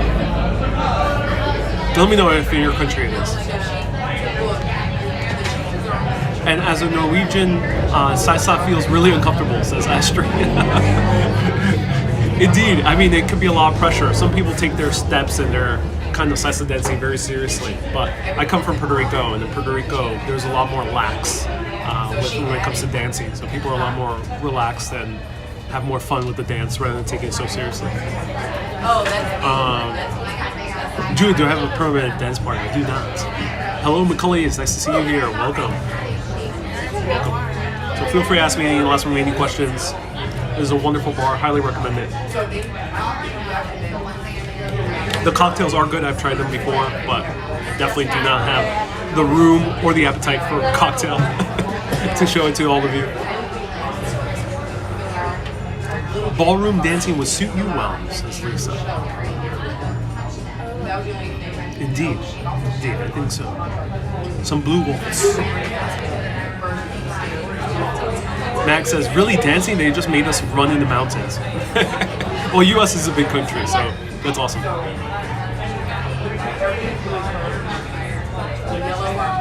Diana says, I'll teach you salsa. I got you. Thank you, Diana. Appreciate it. Oh my, flight to fancy, for sure. Indeed, so I like that pun. Lisa says, just freestyle, sure. Oh, I love that, yes. Freestyling and dancing is the best. What kind of dumplings? The dumplings they have is chicken, pork, and bok choy, which is vegetarian. Helen, you just got from the beach. Oh, cool. That's awesome. How are the beaches in Ireland? And the Highland Fling. What's the Highland Fling?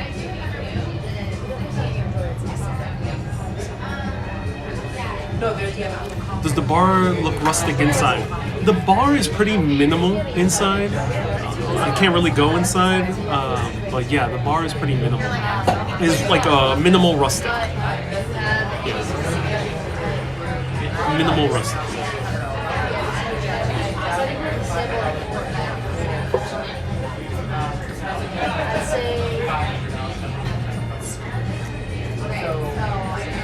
Alexandra, you know the tarantela. Ooh, cool. Lauren, how's the gin flight? Very good. Very good. I mean, once the tonic was involved, it made it a lot more appetizing. Otherwise, if you're drinking with friends, it's fun, but this is not a solo flight. It's not like beer where you can, try all the different beers and you really taste the difference. Here with gin, not so much. Great deal, but it's not really for the tasting experience, in my opinion. Are we in Williamsburg? We are indeed. Do you ever wear a suit or tuxedo? I only have one live stream where I wore a suit, and it was for the Shorty Awards. Am I feeling okay, Judith? I am indeed. I am indeed feeling okay.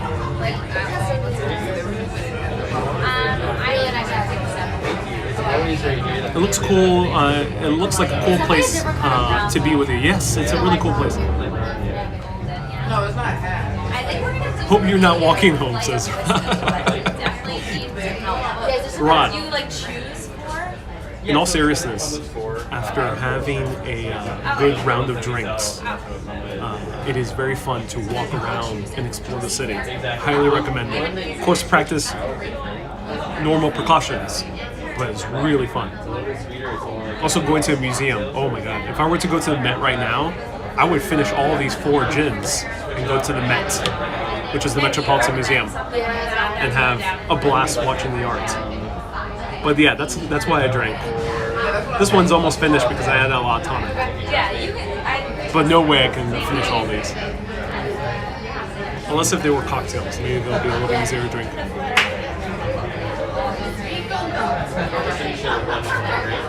Yeah, we're just gonna share one. Kay says, can you find your way home? Oh, that's part of the fun. Mr. Bonham, you say Times Square is off the hook. I can imagine. And tonic on its own is too. I like it. It is good. It's salty.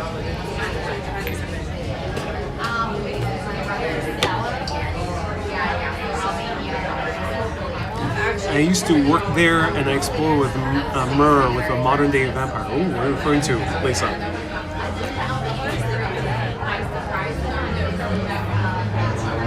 That's true.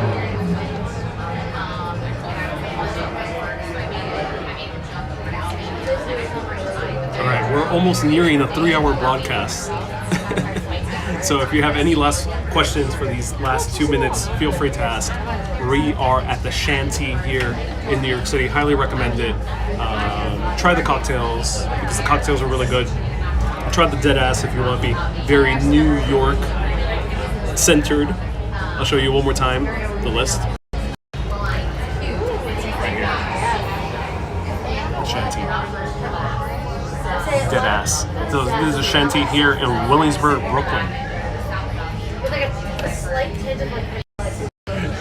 Unlike what Alexandra is saying, PayPal, Super Chat, and Stars are indeed open. So thank you everyone so much for contributing to this broadcast despite music playing and us finding music also at the fabulous free food place. Highly recommend also Hudson Table. Those guys were amazing. And we recommend just walking around Bushwick. It's really fun. It's a blast. And at night, it's really popping these areas. It's a bit emptier than in the day. I think people really start coming out more later at night. Bulldog Gym is awesome. Try it out. Ooh, we're referring to Javier.